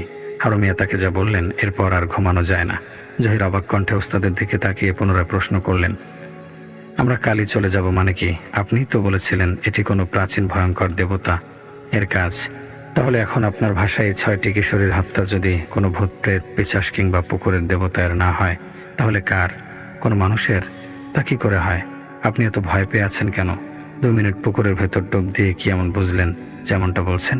একটা দীর্ঘশ্বাস ছাড়লেন হারুমিয়া। মধ্যরাতে গ্রামের মানুষ আর তান্ত্রিক বরুণ নিষেধ না মেনে 4টা মেয়ের লাশ পুলিশ ভ্যানে তুলে থানার উদ্দেশ্যে রওনা দেওয়ার আগে পুলিশের দলটা কল্পনাও করতে পারেনি মাঝপথে মাথাবিহীন এই 4 কিশোরের লাশ জীবিত হয়ে উঠবে। কিন্তু যখন তা ঘটল তখন ভয়ঙ্কর আতঙ্কে শিহরিত হয়ে পালানো ছাড়া আর কোনো চিন্তা তার মাথায় এলো না। এমন একটা দৃশ্য যে তারা দেখেছে তা শুনে অন্য মানুষকে বিশ্বাস করবে? পুলিশের দলের লোকেরাই বিশ্বাস করতে পারছে না। যে দুজন কনস্টেবল লাশগুলোকে জেগে উঠতে দেখে গাড়ি থেকে লাফিয়ে পড়েছিল, তারা বেশ আহত হয়েছে। ড্রাইভার আর অফিসার দম থাকা পর্যন্ত দৌড়েছে। একসাথেই তারা 4 জন সকাল হওয়ার অপেক্ষায় এক জায়গায় আশ্রয় নিল। ভোরের আলো ফুটলেই গাড়ির কাছে পৌঁছে স্থির হলো তারা। দিনের আলোয় ভয় কেটে গেছে অনেকটাই। মৃত মানুষের ভয়ে পালানোর জন্য উল্টো লজ্জায় লাগছে তাদের এখন। গাড়ি আশপাশের পথ তন্ন তন্ন করে খুঁজেও লাশগুলোর চিহ্ন মাত্র তাদের নজর করল না। মানে কি এর? পুকুরে মেয়েগুলো মৃত্যু যে অস্বাভাবিক অলৌকিক কিছুর প্রভাবে ঘটেছে এটার মধ্যে তারা বিশ্বাস করছে। কিন্তু 4টা মেয়ের লাশ গাড়ি থেকে হেঁটে হেঁটে নেমে চলে গেছে, এটা তাদের মাথাতেই ঢুকছে না। লাশগুলোকে পেলে অন্তত রাতের ঘটনাটা ভুলে যাওয়া যেত। একেবারে স্তম্ভিত হয়ে গেল তারা। হতাশ হয়ে গাড়ি নিয়ে আবার ফিরতে লাগলো আমাদের গ্রামের দিকে। জহির অপলক দৃষ্টিতে তাকিয়ে আছে জমিদার বাড়ির প্রাচীন পুকুরটার পানির দিকে। ভোরের হালকা আলো ফুটতে শুরু করেছে। মৃদু বাতাস বইছে চারদিকে। এত সুন্দর লাগছে জায়গাটা। এই পুকুরে যে অশুভ কিছু থাকতে পারে তা কল্পনাও যেন করা যায় না। কিন্তু পুকুরে যে অশুভ শক্তি থাকুক না কেন, ওটা যে ভয়ঙ্কর কোনো ক্ষমতাবান শক্তিমান আতঙ্ক, এতে তার কোনো সন্দেহ নেই। বিশেষ করে গত রাতে হারুমিয়া তাকে যা বললেন তারপর সেও কিছুটা আতঙ্ক অনুভব করছে। গত রাতে 4টি মেয়ের লাশ যখন তারা উদ্ধার করতে নেমেছিল পুকুরে, তখন হারুমিয়া তার পায়ে একটা শক্ত হাতের স্পর্শ পান। আতঙ্কিত না হয়ে উল্টো পুকুরের পানিতে ডুব দেন তিনি। এরপর তিনি দেখেন অদ্ভুত একটা জন্তুকে। জন্তুটার শারীরিক বর্ণনা তার বিন্দুমাত্র মনে নেই। এর কারণ ওটার অদ্ভুত চোখ। ঘোলা পানিতেও জল জল করে জ্বলছিল ওগুলো। কেমন এক বিভৎস তুচ্ছ হিংস্রতা বিরাজ করছিল দৃষ্টিতে। কিলবিল করে ভাসছে ওটার মাথার চুল। ভয়ে দম আটকে মারা যাবেন যেন তিনি। পর মুহূর্তেই চোখ দুটো অদৃশ্য হয়ে গেল। ওখানে উদয় হলো 6টি ছোট মেয়ের মুখ। মেয়েগুলোকে এই প্রথম দেখলেও বড়তান্ত্রিক বুঝতে পারলেন ওরাই সেই সব কিশোরী যারা এই পুকুরে মারা গিয়েছে। করুণ দৃষ্টিতে তার দিকে তাকিয়ে রয়েছে সবাই। কি একটা সাহায্য চাইতে এসেছে যেন। পানির ভেতরেও কি সাবলীল কণ্ঠে একটা মেয়ে মায়া ভরা কণ্ঠে অনুনয় করলো, আমাদের বাঁচাও দাদু, ওই রাক্ষসটা আমাদের অনেক কষ্ট দিচ্ছে, আমাদের সঙ্গে চলো নিচে, ওটাকে মারার উপায় আমরা বলে দিচ্ছি। তার আগে তোমার শরীরের ওসব নোংরা জিনিস খুলে ফেলো। এক মুহূর্তে সম্মতি হয়ে গেল তান্ত্রিক। সম্মোহিত হওয়ার পর 1000 বছরের সাধনা, 1000 বছর ধরে নিজের মস্তিষ্কে জমা করা জ্ঞানও কোনো কাজে আসে না। তখন সে হয়ে যায় দাস। হারুমিয়া ধীরে ধীরে খুলে ফেলল তার সব রক্ষা কবচ। মেয়েগুলোর করুণ মুখগুলো হঠাৎ করে বদলে বিদ্রুপ হাসির রেখা ফুটিয়ে তুলতে লাগলো। এক মুহূর্তের জন্য সম্মোহন ছুটে গেল তার। সবগুলো মেয়ের আলোকোজ্জ্বল মুখের ওপর দিয়ে চোখ ঘোরালেন তিনি। বিস্মিত হয়ে দেখলেন সবার চোখ দেখতে একই রকম, শুধু মুখাবয়বগুলো ভিন্ন। চোখটা সেই প্রথম দেখা অদ্ভুত জন্তুর। এক মুহূর্তে মিলিয়ে গেল। আবার 6টি মেয়ের মুখ, সেখানে উদয় হলো সেই হিংস্র দৃষ্টির যন্ত্রটি। এক মুহূর্ত কিছু না ভেবেই তিনি শরীর বাঁকিয়ে মন্ত্র বের করতে করতে মাথা উঠিয়ে দিলেন পানির ওপর। শক্ত করে চেপে ধরলেন জহিরের শরীর। থরথর কাঁপছেন তিনি। আতঙ্ক নিয়ে জহিরের সাহায্যে লাশগুলোকে বেঁধে পাড়ে তুললেন। হতভম্ব হয়ে হারু থেকে ঘটনাটা শুনল জহির। মেম্বার বাড়ির ঘরটির মধ্যে মৃদু আলো জ্বলছিল। সে আলোতে ওস্তাদের দিকে তাকিয়ে প্রথম খেয়াল করলো আসলেই তার শরীরে কোনো কবজ নেই। পিশাচ, দেবতা বা প্রেত এদের অসংখ্য শক্তি থাকলেও মানুষকে সম্মোহন করে কিছু করানোর শক্তি এদের থাকে না। হয়তো সর্বোচ্চ মোহে আটকে ফেলতে পারে, কিন্তু প্রাচীন পুকুরের এই শক্তির এই ক্ষমতা আছে। সে নিশ্চয়ই সম্মোহিত করে পুকুরের কাছে টেনে নিয়ে গেছে পরের 5 জন কিশোরী মেয়েকে, এবং তান্ত্রিক হারুয়ের মতো সম্মোহন করে হত্যা করে ফেলতে পারবে যে কাউকে। কিন্তু ওটার উদ্দেশ্য কি? তান্ত্রিক হারুমিয়ার উদ্দেশ্য কি? এতটুকুই শুধু ওস্তাদ তাকে বলেছে। এইটুকুতেই যে বড় তান্ত্রিক ভয় পেয়ে এই গ্রাম ছেড়ে চলে যেতে চায়, এটা বিশ্বাস হয় না জহিরের। হয়তো আরো কিছু আছে যা তাকে বলেনি ওস্তাদ। এরপর আধো ঘুম আর জাগরণের মধ্যে কেটে গেছে সময়। তাই ভোরে সেই রহস্যময় পুকুর পাড়ে এসে হাজির হয়েছে জহির। দিনের আলোয় হয়তো ওটার শক্তি থাকে না, আবার হয়তো থাকে। ওটার আকর্ষণ হয়তো কেবল কিশোরী মেয়েদের মাথা। আবার ওটার শিকারের পথে কেউ বাধা দিলে তারাও যে ওটার শিকার হতে পারে এ অসম্ভব কিছু নয়। হঠাৎ পেছনে পদধ্বনি শুনে ঘুরে তাকালো জহির। মেম্বার বাড়ি থেকে পুকুরটা বেশ তফাতে। ওস্তাদ ঘুমিয়েছিল বলে ডেকে বলে আসেনি সে। হারুমিয়ার তাকে দেখতে না পেয়ে অনুমান করেই হয়তো এখানে চলে এসেছেন। জহিরের কাঁধে হাত রাখলেন তিনি। অনেকটা ফুরফুরে মেজাজের লাগছে তাকে। মিষ্টি হেসে বললেন, সাহস দেখছি তোমার খুব বেশি, একা একাই চলে এসেছ। মুচকি হাসলো জহির। ওস্তাদ বললেন, আমার গত রাতের ধারণা অতিরঞ্জিত ছিল জহির। পানির ভেতরে আমি যা দেখেছি পুরোটাই আমার কল্পনা ছিল। কল্পনার মোহে পরে কবচগুলো খুলে ফেলেছিলাম। রাতে মাথা গিট মেরেছিল, তাই নিজেও ভয় পেয়েছিলাম, আর তোমাকেও ভয় দেখাচ্ছিলাম। এখন সব পরিষ্কার লাগছে। ওটা একটা পিশাচি। কিছুটা অবাক হলো জহির, তারপর বলল, এখন কি করবেন? মেম্বারের কাছ থেকে যতটুকু জানতে পেরেছি যে 6 জন মেয়ে মারা গেছে ওরা নাকি খেলার সাথে ছিল, এবং প্রতিটা মেয়ে নিখোঁজের আগের রাতে নাকি তাদের মৃত সাথীদের ঘরের আশেপাশে দেখেছে, আর ভয় পেয়ে চিৎকার করেছে। তারা নাকি তাকে পুকুরের দিকে আহ্বান করেছিল। মানে কি? তাহলে ওদের পরিবারের লোকেরা কেন কাউকে সতর্ক করে দেয়নি? তাহলে হয়তো বাকি মেয়েগুলোকে পাহারায় রাখা যেত। সেটাই, তারা কেউই প্রতিটা মেয়ের নিখোঁজের পেছনে যে তাদের অন্য মৃত্যু মেয়েরা দায়ী তার মিল করতে পারেনি, এবং বিষয়টাকে হালকা করে নিয়েছে। আমার মনে হচ্ছে পিশাচটার লক্ষ্যই ছিল ওই 6 জন মেয়ে। তার লক্ষ্য পূরণ হয়েছে, এবং ওটা এখন অনেক দিন আর নতুন কাউকে স্বীকার করবে না। অর্থাৎ পুকুরে আর ওই পিশাচটাকে খুঁজে পাওয়া যাবে না। আমাদের দীর্ঘদিন অপেক্ষা করতে হবে। ওটা আবার কখন তার শিকার বানায়, তখনই বোঝা যাবে ওটা কেন এতগুলো মেয়েকে খুন করেছে। আমরা আজই চলে যাব। কিন্তু আপনি অনুমান করে এত নিশ্চিতভাবে কথাগুলো কিভাবে বলছেন? আমার মনে হয় না গত রাতে আপনি যা কিছু বলেছেন তা সব আপনার কল্পনা, বরং এখন যা কিছু বলছেন তাই উদ্ভট লাগছে আমার কাছে। জহিরের কথাটা শুনে কেমন একটা ক্রোধ ভর করলো হারুমিয়ার দৃষ্টিতে। এক মুহূর্তের জন্য জহিরের মনে হলো তার সামনে মাতবর নয়, অন্য কেউ দাঁড়িয়ে রয়েছে। ধীরে ধীরে পিছিয়ে যেতে লাগলো হারুমিয়ার পুকুরের দিকে। বিস্ময়ের সীমা রইল না জহিরের। ওস্তাদের মুখে কেমন একটা করুর পৈশাচিক হাসি। এখন ভোর, মিনিটে মিনিটে প্রকৃতি আলোকিত হয়ে ওঠার কথা, কিন্তু সেকেন্ডে সেকেন্ডে পুরো চারপাশটা আধারে ডুবে গেল। আকাশ থেকে বিচ্ছুরিত সামান্য আলো ছাড়া আর কিছুই নেই। মানে এখনো আধার রাত্রি। তার মানে এই সমস্ত কিছুই তার মায়া ছিল। অন্ধকার পানিতে ঝাঁপিয়ে পড়ল হারুমিয়া। একই মুহূর্তে পানির নিচে তলিয়ে গেলেন তিনি। চোখ কপালে উঠে এলো জহিরের দৃশ্যটা দেখে। পানি ফুঁড়ে উঠে এসেছে 6 জন কিশোরী মেয়ে। জহিরের দিকে তাকিয়ে খিলখিল করে হাসছে, পা জমে গেছে তার। এর মধ্যেই দেখলো মেয়েগুলোর পেছনে আরেকটা মাথা উঠে এসেছে। এই জগতের কোনো প্রাণ ওটা নয় যেন। ওটার চোখই বলে দিচ্ছে এটাকে ওস্তাদ পানির নিচে ডুব দিয়ে দেখেছিলেন। একটা হাতকে শুধু পানি থেকে উপরে উঠতে দেখলো সে। কি বিভৎস দেখতে তা! হারুমি আতঙ্কে ধরফর করে ঘুম থেকে উঠলেন। তার মনে হলো এতক্ষণ যেন তার বুকের উপর ভারী কিছু চেপে বসেছিল। বাইরে তাকিয়ে দেখলো এখন অনেক রাত। মেঝেতে বিছানা করে ঘুমিয়েছিল জহির। সেখানে ওকে দেখতে না পেয়ে খোলা দরজার দিকে চোখ গেল তার। অশুভ এক আশঙ্কায় বুক কেঁপে উঠল। ভালো করে জহিরের শোয়ার জায়গায় চোখ বোলাতেই আশঙ্কার কারণটা অনুভব করতে পারলেন। ছড়িয়ে ছিটিয়ে পড়ে আছে সেখানে রশিদের রক্ষা কবচগুলো। সজ্ঞানে ও এগুলো খুলবে না কখনোই। দ্রুত ঘর থেকে বেরিয়ে এলেন তিনি। ওই তো জহির অনেকটা দূরে চলে গেছে। এত রাতে দ্রুত হেঁটে কোথায় যাচ্ছে সে? দ্রুত হেঁটে তাকে অনুসরণ করতে লাগলেন বুড়ো তান্ত্রিক। যতই দ্রুত হাঁটছেন নাগাল পাচ্ছেন না ওর। হারুমিয়ার বিস্ময় নিয়েই জহিরের পিছু নিয়েছিলেন। এত রাতে কোথায় চলেছে ছেলেটা? তার রক্ষা কবচগুলো খোলে। চাঁদের মেহি আলো, মধ্যরাতে স্নিগ্ধ বাতাস, গাছ ঢাকাই পথ, শুনশান নীরবতার মধ্যে দিয়েও যেন এক আতঙ্কের আভাস দিচ্ছে, তন্দ্রাচ্ছন্নের মতো। এগিয়ে যাচ্ছে এখনো জহির। ভারী কণ্ঠে তাকে কয়েকবার ডেকেও সাড়া পাননি হারুমিয়া। অথচ জহির অতটাও দূরে নয় যে তার ডাক শুনবে না। আবার তিনি যত দ্রুত জহিরের দিকে এগোচ্ছে তত সে বেশি দূরে সরে যাচ্ছে। চিন্তার গাঢ় ছায়া পড়েছে বুড়ো তান্ত্রিকের মনে। তার গায়েও কোনো রক্ষা কবচ নেই। তাড়াহুড়ো করে বের হওয়ায় পড়া হয়নি। কি একটা যেন তার অজানায় ঘটে চলেছে। থমকে দাঁড়ালেন তিনি। হঠাৎ করে হাঁটা থামিয়ে থমকে দাঁড়িয়েছে জহির। ঘুরে তাকালো বুড়ো তান্ত্রিকের দিকে। দূর থেকে দেখেও স্পষ্ট বোঝা যাচ্ছে কিছু একটা অস্বাভাবিকতা রয়েছে জহিরের চেহারায়। এ যেন ভেলকি। সামান্য সময়ের মধ্যে জহিরের চেহারা বদলে হয়ে গেল একটা কিশোরী মেয়ের শরীর। শূন্য থেকেই যেন মেয়েটার পাশে উদয় হলো আরো 5 জন কিশোরী। এরা যে কারা তা চিনতে সময় লাগলো না তান্ত্রিকের।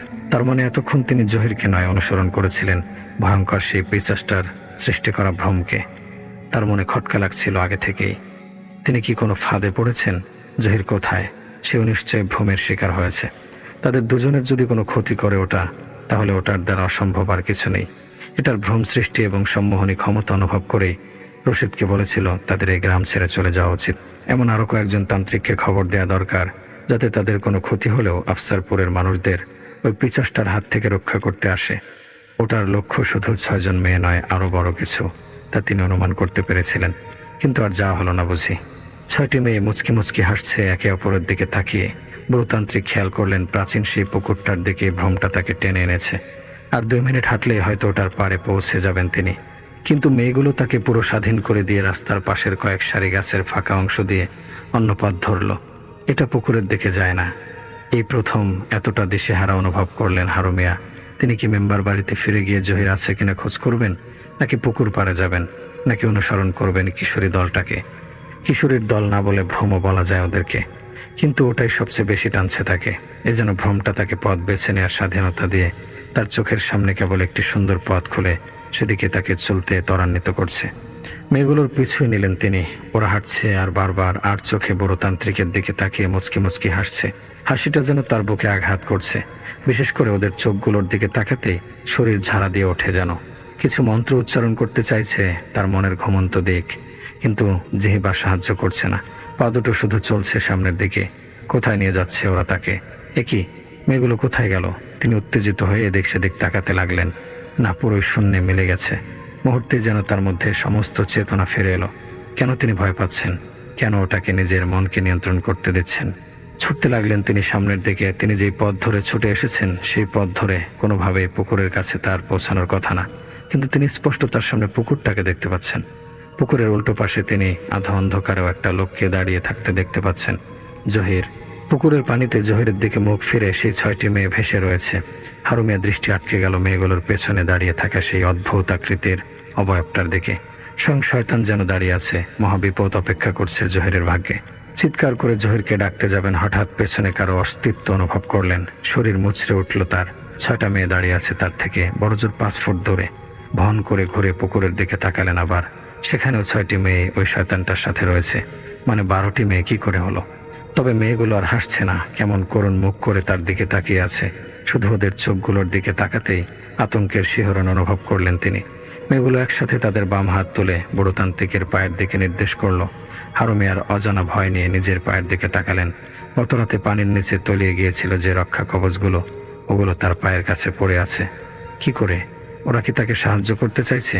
ভাববার সময় নেই। দ্রুত ওগুলো নিজের শরীরে জড়িয়ে নিয়ে চেঁচাতে চেঁচাতে লাফিয়ে পড়লেন তিনি পুকুরে।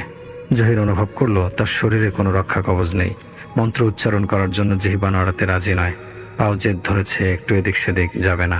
সেই কুৎসিত হাতটা এগিয়ে আসছে ওটার শরীরকে দূরে রেখেই বাহু প্রসারিত করে। মেয়েগুলো যেন তাকে চিবিয়ে খাবার জন্য দাঁত কটমট করছে। কি আছে ওই চোখগুলোতে? একটা শক্ত হাত চেপে ধরলো তার পা। শেষ বুঝি সব। এমন সময় একটা পরিচিত কণ্ঠের চিৎকার ধ্বনি শুনে কলজে লাফিয়ে উঠল তার। উস্তাদ! পুকুরের ওপার থেকে লাফিয়ে পড়ল পুকুরের কেউ। ওই তো সাঁতরে এদিকে আসছে। হ্যাঁ, তার বুড়োতান্ত্রিকই। শক্ত হাতটা ছেড়ে দিল তার পা। মেয়েগুলোর হাসিও থেমে গেল। ডুব দিল একসাথে তারা পানিতে। সেই জন্তুটার মুখ শুধু ঘুরে গেছে হারুমিয়ার দিকে। নিঃশব্দে ওঠায় ডুব মারল পানিতে। বুড়োতান্ত্রিক সাঁতরে এগিয়ে আসছে। ওরা যে তান্ত্রিককে দেখে ভয় পেয়ে পালিয়ে যায়নি তা স্পষ্ট বুঝতে পারল জহির। গভীর রাতে এই পুকুরের সমস্ত রাজত্বই শয়তান পিশাচটার। ওস্তাদের কপালে ভয়ানক খারাপ কিছু ঘটতে চলেছে। আর কিছু ভাববার নেই। যেসব মন্ত্র উপকরণ ছাড়া শরীর রক্ষা করার নিয়ম শিখেছিল সব আওড়ালো কয়েক মুহূর্তে। এরপর ঝাঁপিয়ে পড়ল পুকুরে সেও। মেঘ চাঁদকে ঢেকে নিয়ে নিজের অলিখিত সীমানা দখল করে নিল সেই মুহূর্তেই। পুরো চারপাশ অন্ধকারের গহ্বরে হারিয়ে গেল। শুধু 2 জন লোকের সাঁতার কাটার শব্দ শোনা যাচ্ছে। তাদের চিৎকার আর কথাগুলো স্পষ্ট। জমিদার বাড়ির পাহারাদার শাহেন চাচা অপলক দৃষ্টিতে সাপটার দিকে তাকিয়ে আছে। কি সাপ এটা? প্রায় রাতে গোরস্থানের পাশে এটার দেখা পায় সে। কেমন অদ্ভুত দেখতে সাপটা। টর্চের আলো সরাসরি ওটার উপর ফেলল সে। তার বিশ্বাস কোনো একটা কবরের ভেতরে ওটার বাসা, বিরক্ত করছে ওটাকে যাতে ওটা ওর আবাসে ফিরে যায় আর সে দেখতে পায় কার কবরে বাসা বেঁধেছে ওটা। হঠাৎ তার গাটা শিরশির করে উঠল। মেঘের আড়ালে চারটা চলে যাওয়ায় হঠাৎ করে চারপাশ অন্ধকারে ডুবে গেল যেন। সাপটা গুরুস্থানে ঢুকে পড়েছে। কৌতূহলতা নিয়ে টর্চের আলো ফেলে ওটার পিছু পিছু এগিয়ে চলল হারুন। ঠিকই আন্দাজ করেছিল সে, একটা কবরের উপরে সৃষ্ট হওয়া গর্তে ঢুকে গেল ওটা। কবরটা চিনতে পেরে বুকটা আবার ধক করে উঠল তার। সেতুর কবর ওটা। ওর মাথাবিহীন লাশটার ছবি চোখের সামনে ভেসে উঠল। কি বিভৎস! হঠাৎ চাচা দেখলো ওরা হাওয়ায় মিলিয়ে গেল। চাচা এক নাগারে দোয়াদৌড় পড়ে যাচ্ছে। চাচার হাতে তাবিজ ছিল। যাই হোক, চাচা ওখান থেকে বের হয়ে পড়ল এবং পরের দিন ভোরে উঠে দুজনে দেখলো তান্ত্রিক দুজন চলে গেছে। কেন গেছে সেটা অনেক বছর পর তারা এসে বলেছে, কিন্তু ওই সময়টা তারা কিছুই বলে যায়নি। এরপর আর কিছু না পেয়ে ওই পুকুরটা বা দেখিটা ভরাট করার সিদ্ধান্ত নিলেন সবাই। আর সবাই সিদ্ধান্ত নিলেন একদিনে যে কয়শো মানুষ লাগে ভোর থেকে সন্ধ্যার মধ্যে কাজ শেষ করতে হবে। সন্ধ্যার আগেই কাজ শেষ করতে হবে। যেই বলা সেই কাজ। পাশের গ্রাম থেকেও আগের দিন মানুষ এসেছে এই দিঘি ভরার জন্য। দূর দূর থেকে মানুষ এসেছে এক নজর দেখবে বলে। শেষে 272 জন মানুষ মিলে টানা কাজ করে দিঘিটা ভরার কাজ সম্পন্ন করলো। এরপর থেকে তেমন কোনো সমস্যা কেউ পায়নি, কিন্তু আমার ব্যাপারগুলো রহস্যই রয়ে গেছে। আমার সেদিন কোনো কিছু হলো না। আমাকে কিছু করতে পারলো না কেন? হয়তো চাচার বর্ণনা অনুযায়ী আপনাদের বিশ্বাসযোগ্য মনে হয়েছে কিনা জানি না। চাচা কবি মানুষ, লেখায় সাহিত্য নিয়ে আসে। আমি আমার সাথে ঠিক যতটুকু ঘটেছে তার বেশি জানাতে পারিনি। অনেক বছর পর তান্ত্রিক দুজন এসেছিল। চাচাকে বলেছে তারা দুইজন থাকলে একের পর এক খুন হতে থাকতো। কারণ এক দেবতা, এরা পানিতে থাকে, মানুষ খেকো। আমি জানি না এরা কেমন, কিন্তু এটা আমি অন্য মানুষ থেকেও শুনেছি। আমার দাদা বাড়িতেও শুনেছি পানির নিচে দেবতা নামের এক শয়তানের কথা। সেই দেবতা সেদিন রাতে তাকে বলেছে যদি তারা এখান থেকে চলে না যায় তাহলে একের পর এক মানুষ তারা নিতেই থাকবে। তাই তারা এখান থেকে চলে গিয়েছিল। যাই হোক, এটাই ছিল আমার গ্রামের বাড়ির গল্প। কিন্তু এসব কিছুই আমার থেকে কোনোদিন যায়নি। আমার সাথে আরো অনেক ঘটনা একের পর এক ঘটতেই ছিল, যেটা আপনাদের সাথে একদিন শেয়ার করব।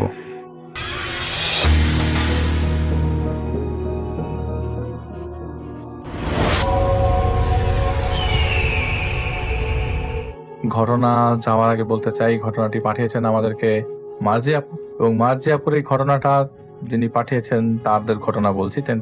তার মা খালারা হচ্ছে 4 জন এবং 2টা মামা তাদের। তো যিনি ঘটনা পাঠিয়েছেন তার মা খালাদের মধ্যে তার মেজ খালা ছিল সবচেয়ে সুন্দরী, মেধাবী ছিল। তো সুন্দর হওয়ার কারণে প্রায় সময় বিয়ের প্রস্তাব আসতো। এটা খুবই একটা কমন কেস। আমাদের আদিকালের মা খালাদের এই সমস্যাটা ছিল, যারা সুন্দর ছিল দেখতে তাদের বিয়ের প্রস্তাব বেশ ঘটা করে আসতো। কিন্তু তিনি ছোট ছিলেন বলে তখন আসলে তার নানি তাকে বিয়ে দিতে চাইতেন না। তাছাড়া তার বড় মামা তখন পাকিস্তানের করাচিতে থাকতেন চাকরির সুবাদে, তাই মামা না আসা পর্যন্ত কেউ বিয়ে দিতে রাজি হচ্ছিলেন না। তো এরকম ভাবে দিন কাটতে থাকে। মেজ খালার জন্য বিভিন্ন গ্রাম থেকে ভালো ভালো প্রস্তাব আসে, কিন্তু সবাইকে ফিরিয়ে দেওয়া হচ্ছিল কারণ তার মামা তখন ওই মুহূর্তে ছিলেন না। হঠাৎ একদিন এক পাত্রপক্ষ তার মেজ খালাকে দেখতে আসেন। তারা এতটাই নাছোড়বান্দা ছিল যে এই মেয়েকে তাদের ছেলের জন্য নিবেই। তার ছেলেও সাফ জানিয়ে দেয় মেজ খালার সাথে বিয়ে না দিলে সে আত্মহত্যা করবে এবং সে আজকেই বিয়ে করবে। খুবই অ্যাডামেন্ট। মেয়ে দেখে এতটাই পছন্দ হয়ে গেছে তারা বিয়ে করে ফেলতে রাজি। তো সারাদিন তাদের নানি ও আত্মীয় তাদের ছেলেকে বুঝিয়ে শুনে মানাতে না পেরে সিদ্ধান্ত, আচ্ছা ঠিক আছে রাতে বিয়ে হবে। এবং রাতেই তার খালামনির সাথে বিয়ে হয়ে যায়। মেজ খালার যখন বিয়ে হয় তখন তার মায়ের বয়স তখন 6 বা 7 বছর, প্রায় 45 বছরের বেশি সময় আগের ঘটনা। তো বিয়ে শেষ হয়, পরের দিনই সবাই নতুন বউ তার মেজ খালাকে নিয়ে তাদের শ্বশুর বাড়ির লোকজন চলে যায়। যথাক্রমে 3 দিন পর আবার খালা এবং খালু নানু বাড়িতে নায়র আসে। 3 দিন পর আবার তারা চলে যায়। তো যেদিন তারা চলে যাবে সেদিন তার নানু বড় বড় চিংড়ি মাছ ভাজা, কিছু তেলের পিঠা টিফিন কারি বাটিতে দিয়ে দেয়, যেটা ছিল তাদের মেজ খালার হাতে, এবং আরো কিছু বড় মাছ এবং তেলের পিঠা সহ বিভিন্ন খাবার দাবার দিয়ে তাদের সাথে তাদের ছোট মামাকে পাঠিয়ে দেয় তাই শ্বশুর বাড়িতে নিয়ে যাওয়ার জন্য। তো তারা দুপুরের পর রওনা হয়। যেহেতু তার খালুর বাড়ি কয়েকটা গ্রাম পরে, তাছাড়া তখন যাতায়াত ব্যবস্থা ছিল খুবই খারাপ। রাস্তা বলতে জমির আইল অথবা হাঁটু সমান কাদায় ডুবে থাকা। সড়কের মধ্যে যে গরুর গাড়িগুলো চলতো ওগুলি ছিল মেইন ভেহিকল, মেইন চলাচলের মাধ্যম, বাহন বলা যায়। খালামণিরা তখন পায়ে হেঁটে জমির মাঝের আইল ধরে পা হেঁটে হেঁটে যাচ্ছিল। হাঁটতে হাঁটতে তখন সন্ধ্যা নেমে এসছে চারিদিকে। তবুও তখন যতদূর দেখা যাচ্ছিল শুধু ফসলি জমি। তারা হেঁটে চলেছে। হাঁটতে হাঁটতে একটা সময় কাদামাখা রাস্তায় চলে আসে তারা। সেখান থেকে খালুদের বাড়ি আর 2 কিলোমিটারের মতো দূরে। তো তখন তারা সেই রাস্তায় ওঠে এবং হঠাৎ করেই কোথা থেকে যেন একটা বিড়াল চলে আসে এবং একবার খালামণির ডান দিকে যায়, আবার একটা সময় বাম দিকে আসে এবং অনবরত ডাকতে থাকে, তাদের সাথে সাথেই হাঁটতে থাকে। তো খালামণির বর্ণনা মতে বিড়ালটা ছিল কালো, একদম কুচকুচে কালো, যার চোখ দুটো শুধু জল করছিল। একটা সময় তার খালু বিরক্ত হয়ে যায়, বিড়ালটাকে একটা মাটির চাক দিয়ে ঢিল মারে। তো বিড়ালটা না সেখান থেকে যায় না, বরং ওই টিফিন বাটি যেই হাতে নেয় সেই সাইডে গিয়েও ডাকতে থাকে। বেশ কিছুক্ষণ পর যখন বিড়ালটা যায় না, তখন খালু বেশ বিরক্ত একটা লাঠি দিয়ে ওটা ডাল ভেঙে ওটার মতো লাঠির মতো বানিয়ে, যেটা দিয়ে রাস্তায় পায় সে সজোরে আঘাত করে বসে বিড়ালটা ভয়ানকভাবে গোঙাতে রাস্তার পাশে ঝোপঝাড়ের ভেতর চলে যায়। এক সময় খালু খালামণিকে নিয়ে তাদের বাড়ি পৌঁছায়।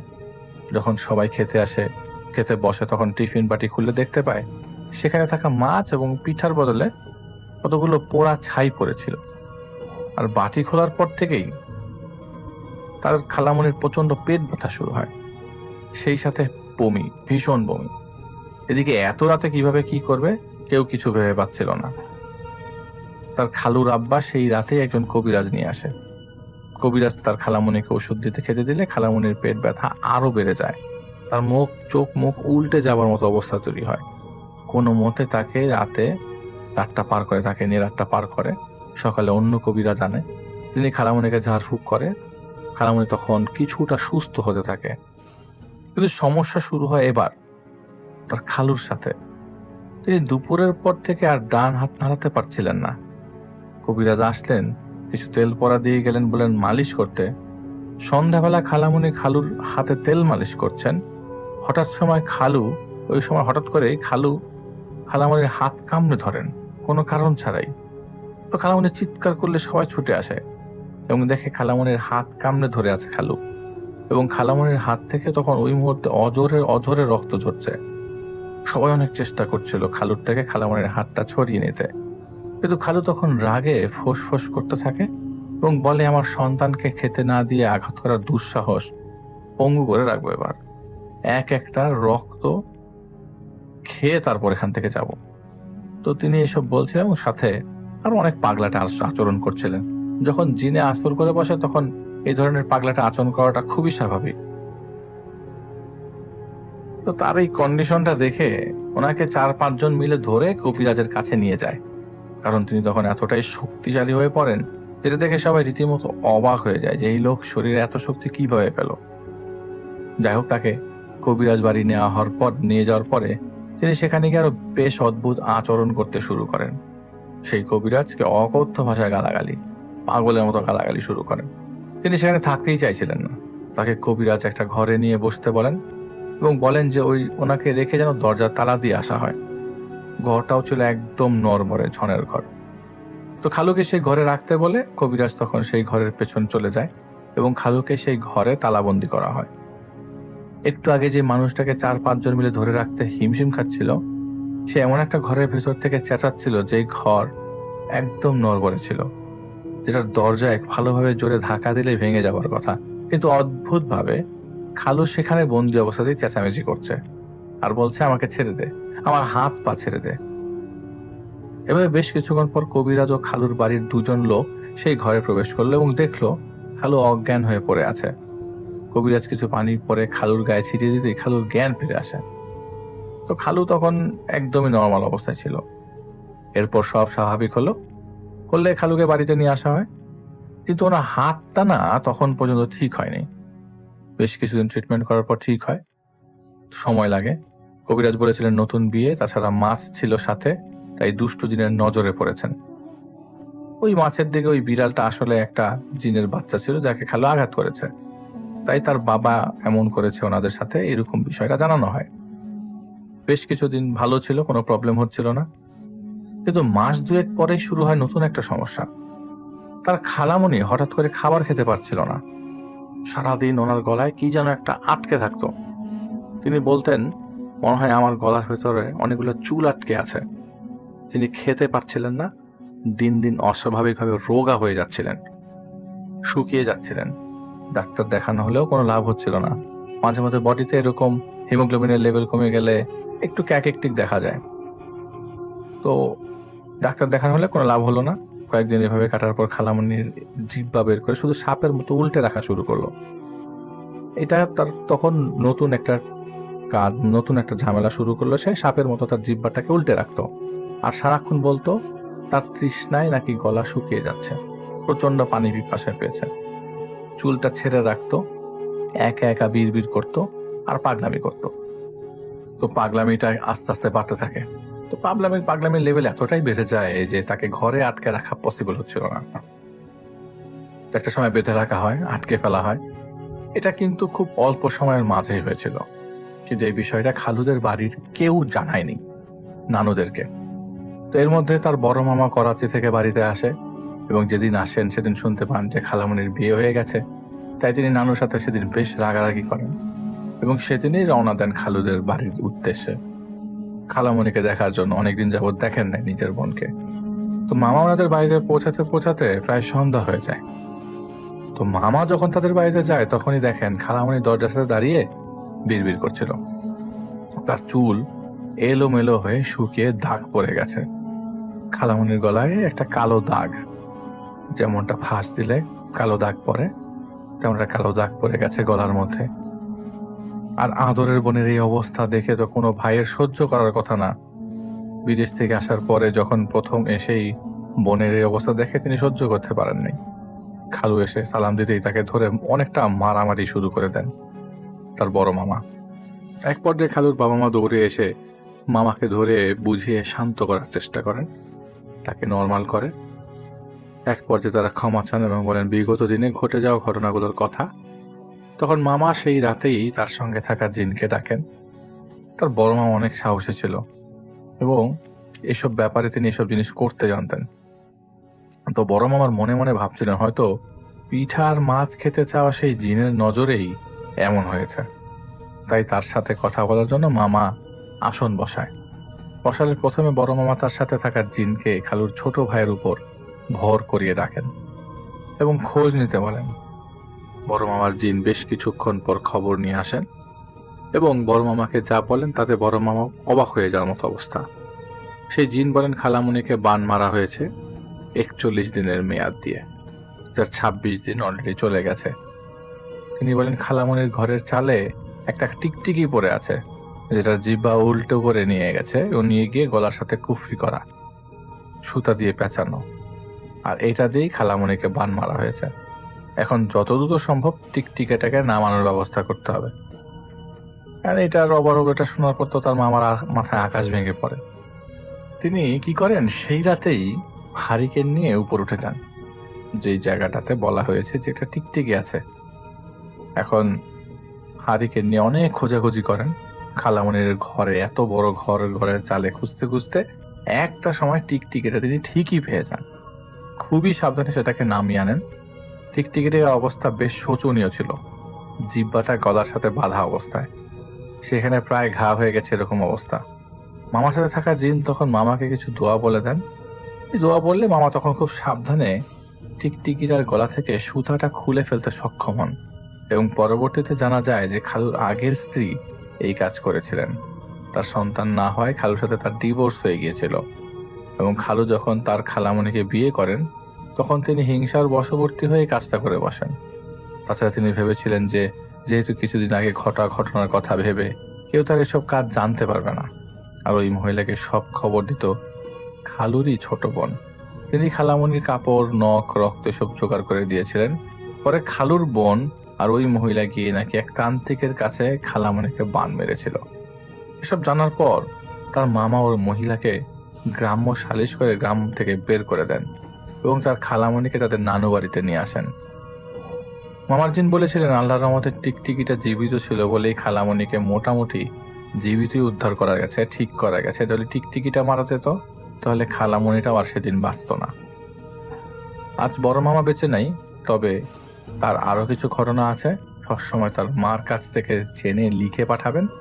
বড় মামার জন্য সে দোয়া চেয়েছেন। তিনি ঘটনা পাঠিয়েছেন, তিনি নাম প্রকাশে অনিচ্ছুক, পাঠিয়েছেন মার্জিয়া আপুর মাধ্যমে।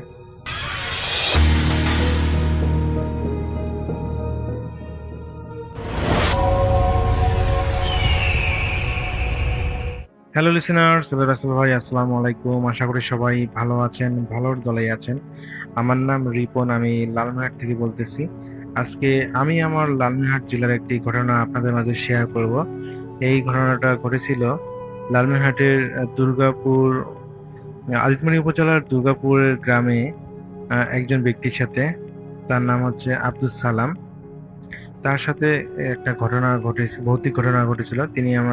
যিনি আমাকে শেয়ার করেছেন তার হলো এই আব্দুল সালাম ভাইয়ের বাড়ির পাশে একজন, তার নাম হচ্ছে রুস্তম।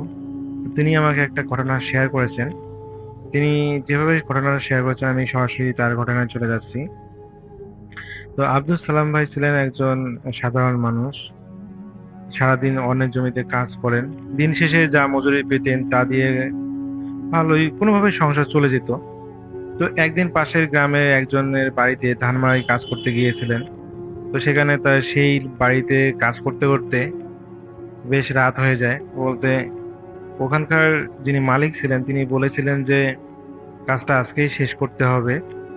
আর তাকে আসলে পারিশ্রমিক হিসেবে সে সময় তার মজুরি ছিল 120 টাকা। তো তিনি তার ওই যার কাজ করতেছিলেন তিনি বলেছেন যে তাকে তিনি 200 টাকা দেবেন, যেন আজকে রাতের মধ্যে কাজটা শেষ করা লাগে। তো যেহেতু ধান মাড়াইয়ের কাজ ছিল, তো দেখা যায় যে তিনি রাত 11টা পর্যন্ত ধান মাড়াই কাজ করেন এবং কাজ করার পরেও কাজটা আসলে শেষ হয়নি। তো পরবর্তীতে তিনি বাড়ির মালিককে বলে আসলে বাসার উদ্দেশ্যে রওনা দেন। তো রওনা দেওয়ার সময় তিনি হলো সেই বাসার থেকে তার বাড়ির রাস্তায় কয়েকটা বেশ ঘন জঙ্গল আছে এবং আবার বাঁশঝড়ও আছে, সেই সাথে সেই রাস্তায় কবরস্থানও আছে। তো দেখা যায় যে যেহেতু রাত অনেক হয়ে গেছে, এই কারণে সেই বাড়ির মালিক তাকে একটা হারিকেন দিয়েছিল রাস্তাতে যাতে যাওয়ার সময় কোনো ধরনের সমস্যা না হয়। তো রাসেল ভাই, ওই আব্দুল সালাম ভাই যখন হারিকেন নিয়ে সেই গ্রামের মেঠোপথ দিয়ে বাসায় ফিরতেছিলেন, সেই সময় একটা বাঁশঝড় পড়ে। তো তিনি হলো সেই বাঁশঝড় যখন প্রবেশ করেন, মনে হয় যে একটা অন্ধকারের জগতের মধ্যে তিনি প্রবেশ করেছেন। এত অন্ধকার সেই বাঁশঝড়ের ভিতরে। যদিও হালকা চাঁদনি রাত ছিল, কিন্তু এই চাঁদনি রাত থাকা সত্ত্বেও বাহিরে বলতে ওই বাঁশঝড়ের ভিতরে কোনো কোনো কিছুই দেখা যাচ্ছিল না, এতটাই অন্ধকার। তো তিনি হলো হারিকেন নিয়ে সেই বাঁশঝড়ের ভেতর দিয়ে হেঁটে আসতেছেন। তো হঠাৎ করে তিনি দেখেন যে তার সামনে একটা বাঁশ, মানে মানুষ যদি কোনো একটা বাঁশ কাটে, একটা বাঁশের গোড়ায় যদি কেটে দেওয়া হয় বা একটা বাঁশ যেভাবে ধীরে ধীরে যেভাবে মাটিতে পড়ে যায়, ঠিক একই রকম ভাবে মনে হলো যে কেউ একজন বাঁশ কাটতেছে এবং সেই বাঁশটা ধীরে ধীরে তার সামনে বলতে একদম সামনে না, দেখা যায় এরকম সামনে, জাস্ট তার থেকে 10-15 ফিট সামনে একটা বাঁশ পড়ে যায়। তো তিনি বেশ অবাক হয়ে যান। তো তিনি প্রথমে ভাবছিলেন যে হয়তো এই বাঁশ বাগানের মালিক তিনি হয়তোবা এই রাতের মধ্যে বাঁশ কাটতেছেন। কিন্তু তিনি যখন দাঁড়িয়ে পড়েন, বলতে ওই বাঁশটা পড়তে দেখে তিনি যখন দাঁড়িয়ে পড়েন, বাঁশটা পড়ার পর শব্দ হয় এবং শব্দ হওয়ার পর তিনি দেখেন যে সেই বাঁশ বাগান থেকে কোনো ধরনের শব্দ আসতেছে না। তো নর্মালি যদি কেউ বাঁশ কাটতো তাহলে তো অবশ্যই সে সামনে আসতো বা সেই বাঁশটাকে সাইড করতো, কিন্তু তিনি দেখতে পান যে বাঁশটা শুধু পড়েই আছে, কিন্তু কোনো ধরনের মানুষ বা যিনি কেটেছেন তিনি বের হচ্ছেন না বাগান থেকে। তো তিনি বেশ অবাক হয়ে যান যে কি ব্যাপার, কেউ বাইর হচ্ছে না কেন। তো তিনি প্রায় সেখানে 3-4 মিনিট ধরে দাঁড়িয়েই আছেন, কোনোভাবেই সাহস পাচ্ছেন না যে বাসটাকে হলো পার হয়ে যাওয়ার। তো পরে তিনি চিন্তা করলেন এখন আসলে রাসেল ভাই একটাই ছিল, তো তিনি যে আসলে রাস্তা ঘুরে যাবেন বা এই ধরনের কোনো উপায় ছিল না। তো তিনি যখন প্রায় 4 মিনিট ধরে দাঁড়িয়ে আছেন কিন্তু কোনোভাবেই কোনো ব্যক্তি আসতেছে না বা বাসটা হলো আসলে ওইভাবে পড়েই আছে। তো তিনি দেখা যায় যে অনেকক্ষণ থাকার পর তিনি সাহস সঞ্চয় করে তিনি সেই বাসটা উপর দিকে না গিয়ে তিনি কি করেন, বাসটা হলো নিচের দিকে দিয়ে চলে যান। আসলে এলাকার অনেকের কাছ থেকে তিনি শুনেছেন বা অনেক ঘটনায় তিনি শুনেছেন যে ভৌতিক ঘটনায় যে অনেক সময় হয় কি বাসের উপর দিয়ে গেলে এই ধরনের সমস্যাগুলো হয়। অনেক সময় বাস দেখা যায় যে মানুষ সহ উপরে তুলে নিয়ে যায়। তো এই বিশ্বাস থেকে তিনি যেটা করেন যে সেই বাসটার নিচ দিয়ে তিনি হলো চলে যান। কিন্তু আশ্চর্যজনক বিষয় রাসেল ভাই, যখনই তিনি ওই বাসটা হলো নিচ দিয়ে চলে যাওয়ার একটু পরেই ৭ থেকে ৮ হাত যাওয়ার পরেই তিনি দেখেন যে পিছনের সেই বাসটা নিচে থেকেই আবার উপরে উঠে চলে গেল। এটা দেখে তিনি এত পরিমাণ ভয় পেয়ে যান রাসেল ভাই, তিনি দৌড়াতে থাকেন। তিনি বাড়ির দিকে সেই দৌড়াতে থাকেন। তো দৌড়ানোর কারণে তার হাতে থাকা যে হারিকেনটা আছে সেটা আসলে আলোটা নিভে যায় এবং নিভে যাওয়ার কারণে তিনি আরো যেন অন্ধকারের মধ্যে পড়ে যান। তিনি কোনো কিছুই দেখতেছেন না সামনে। তিনি জানেন যে এটা রাস্তা, সোজা রাস্তা। তিনি এই কারণে তার যত শক্তি আছে তিনি হলো প্রাণপণে ছুটতে থাকেন। তো রাসেল ভাই যখন বাঁশবাগানটা পেরিয়ে তিনি যখন ফাঁকা জায়গায় আসেন তখন তিনি চাঁদের আলোয় মেঠোপথটা দেখতে পান এবং অনেকক্ষণ দৌড়ানোর পর তার কাছে মনে হয়েছে যে সে যেন বিপদ থেকে রক্ষা পেয়েছে। তো এরপরে তিনি হলো হাঁটতে থাকেন এবং হাঁটতে হাঁটতে ওই কবরস্থানের পাশে আসেন। সেই সময় তিনি একজন কবরস্থানের মধ্যে একজনকে দাঁড়িয়ে থাকতে দেখেন। তো তিনি ভেবেছিলেন যে হয়তো তারই গ্রামের কেউ হবে। তো তিনি সেই কবরস্থানের পাশে যান এবং সেই লোকটাকে বলেন যে যাই হোক, একজনকে আমি দেখা পেয়েছি, আল্লাহ বাঁচাইছে। তো সেই লোকটাও সুন্দরভাবে তার কাছে চলে আসে, বলে যে কি হয়েছে এবং সে ঘটনাগুলো বলে এবং সেই লোকটা বলে যে আর এটা কোনো বিষয় হলো, এটা এটা কোনো ব্যাপারে না, এটা হয়তো অন্য কিছু হতে পারে, আপনি এই সামান্য বিষয় নিয়ে ভয় পেয়েছেন। রাসেল ভাই এতক্ষণ আসলে ওই অন্ধকারের কারণে সেই লোকটাকে আব্দুল সালাম ভাই দেখতে পাচ্ছিলেন না। তো যখনই ওই আব্দুল সালাম ভাই ওই লোকটার কাছাকাছি আসার পরে মানে যখন তিনি স্পষ্টভাবে মানে একটু চাঁদের আলো যতটুকু দেখা যায় তিনি দেখতে পান যে এই লোকটা তার পরিচিত কোনো লোক নয়, এটা তো একটা অপরিচিত লোক।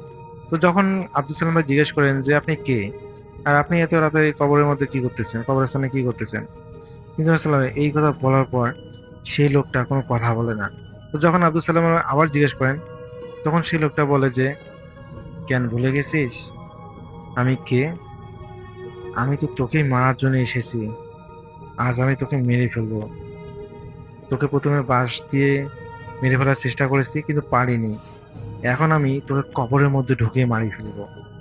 তো রাসেল ভাই, আব্দুল সালাম ভাই এই কথা শোনার পর তিনি যেন আকাশ থেকে পড়ে যান যে কি বলে, তার সামনে জলজন্ত একটা মানুষ এসব কি বলতেছে। তিনি এক মুহূর্তের জন্য এখানে সেখানে দাঁড়িয়ে থাকে না, তিনি বুঝতে পারেন এটা কোনো সাধারণ মানুষ নয়, এটা অবশ্যই খারাপ কিছু। তো রাসেল ভাই যখন তিনি দৌড়ানো শুরু করে দেন তার কাছে মনে হয় যে তার পা গুলো যেন দৌড়াচ্ছে না, পা গুলো যেন কোনোভাবে এগোচ্ছে না, যেন পা গুলো এত পরিমাণ ভারী তিনি যেন দৌড়াতে পারতেছেন না। তো ঠিক তার পিছনে তিনি যখন লক্ষ্য করেন তিনি দেখতে পান সেই লোকটা তার পিছনে পিছনে দৌড়ে চলে আসতেছে। রাসেল ভাই এটা দেখে তিনি এত পরিমাণ ভয় পেয়ে যান এবং দৌড়াতে দৌড়াতে বাড়ির সামনে এসে তিনি জ্ঞান হারিয়ে ফেলেন। তো বাড়ির সামনে এসে যখন তিনি পড়ে যান তো বাড়ির লোকজন বুঝতে পারেন যে কেউ একজন আসলে বাড়ির উঠানে কেউ একজন পড়ে গিয়েছে।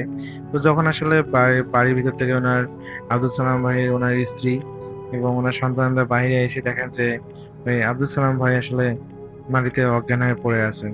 তো ওনাকে যখন জ্ঞান ফেরানো হয় তখন আসলে উনি সমস্ত ঘটনা শেয়ার করেন এবং এর পরের দিন ওনার প্রচন্ড পরিমাণে জ্বর আসে। সেদিন রাত থেকেই ওনার জ্বর শুরু হয়। তো পরের দিন তিনি বুঝতে পারেন যেহেতু তিনি ভয় পেয়েছেন তো একজন হুজুরের কাছে যান। আব্দুল সালাম ভাই নিজে একজন হুজুরের কাছে যান এবং যে সমস্ত ঘটনা বলেন এবং হুজুর জানায় যে আসলে তুমি ওই বাসটার উপর দিয়ে না আসার কারণে তুমি আসলে আল্লাহর মতো বেঁচে গিয়েছো। যদি তুমি নিচ দিয়ে আসতা, উপর দিয়ে আসতা, তাহলে আজকে হয়তো তোমার প্রাণ না থাকতেও পারতো। তুমি আসলে নিচ দিয়ে গিয়ে বেঁচে গিয়েছো। আর ওই জিনটাই হচ্ছে যেটা তোমার বাসটা মাটিতে ফেলেছিল, সেই জিনটাই তুমি আসলে কবরস্থানে দেখতে পেয়েছিলে।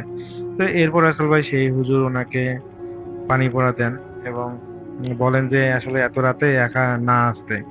তো রাসেল ভাই এরপর থেকে উনি আসলে যদিও রাতে আসতেন কিন্তু কখনোই অনেক রাত করে হলেও তিনি কাউকে না কাউকে সাথে নিয়ে আসতেন এবং পরবর্তীতে ওনার সাথে আর কোনো ধরনের ঘটনা ঘটেনি। তিনি এখন পর্যন্ত সুস্থ আছেন বলে জানিয়েছেন যিনি আমাকে ঘটনা পাঠিয়েছেন রুস্তম ভাই। উনি বলেছেন যে আব্দুল সালাম ভাই যদি এখন বৃদ্ধ হয়ে গেছেন তো এখনো তিনি আসলে বেঁচে আছেন। তো এটাই ছিল রাসেল ভাই আমাদের লালমিয়াটের দুর্গাপুরের একটি ঘটনা। আমি চেষ্টা করেছি রুস্তম ভাই যেভাবে আমার কাছে শেয়ার করেছেন আমি সেভাবে আপনার কাছে শেয়ার করতে। যদি ঘটনার মধ্যে কোনো ভুল হয়ে থাকলে সবাই ক্ষমা সুন্দর দৃষ্টিতে দেখবেন। সবাই ভালো থাকবেন, সুস্থ থাকবেন এই প্রত্যাশায়। আল্লাহ হাফেজ।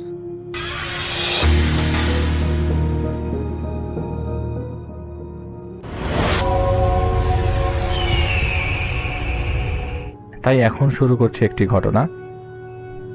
যিনি পাঠিয়েছেন তিনি মার্জিয়া মেহজাবিন। উনি যে ঘটনাগুলো লিখেছেন সেটা তার নিজের মায়ের মুখে শোনা। তখন তারা তেজগাঁর বাসিন্দা। তার বয়স তখন মাত্র কয়েকদিন ছিল। তিনি ছিলেন মল্লিক। মল্লিক এর অনেক মায়েরা বাচ্চাদেরকে এই ধরনের নাম নিয়ে কথা বলতেন মল্লিক। মল্লিক বলতে তার আগে তার মায়ের আরো একজন সন্তান যিনি নষ্ট হয়ে গিয়েছিল, এরকম পরবর্তী বাচ্চাটাকে নাকি মল্লিক বলা হয়।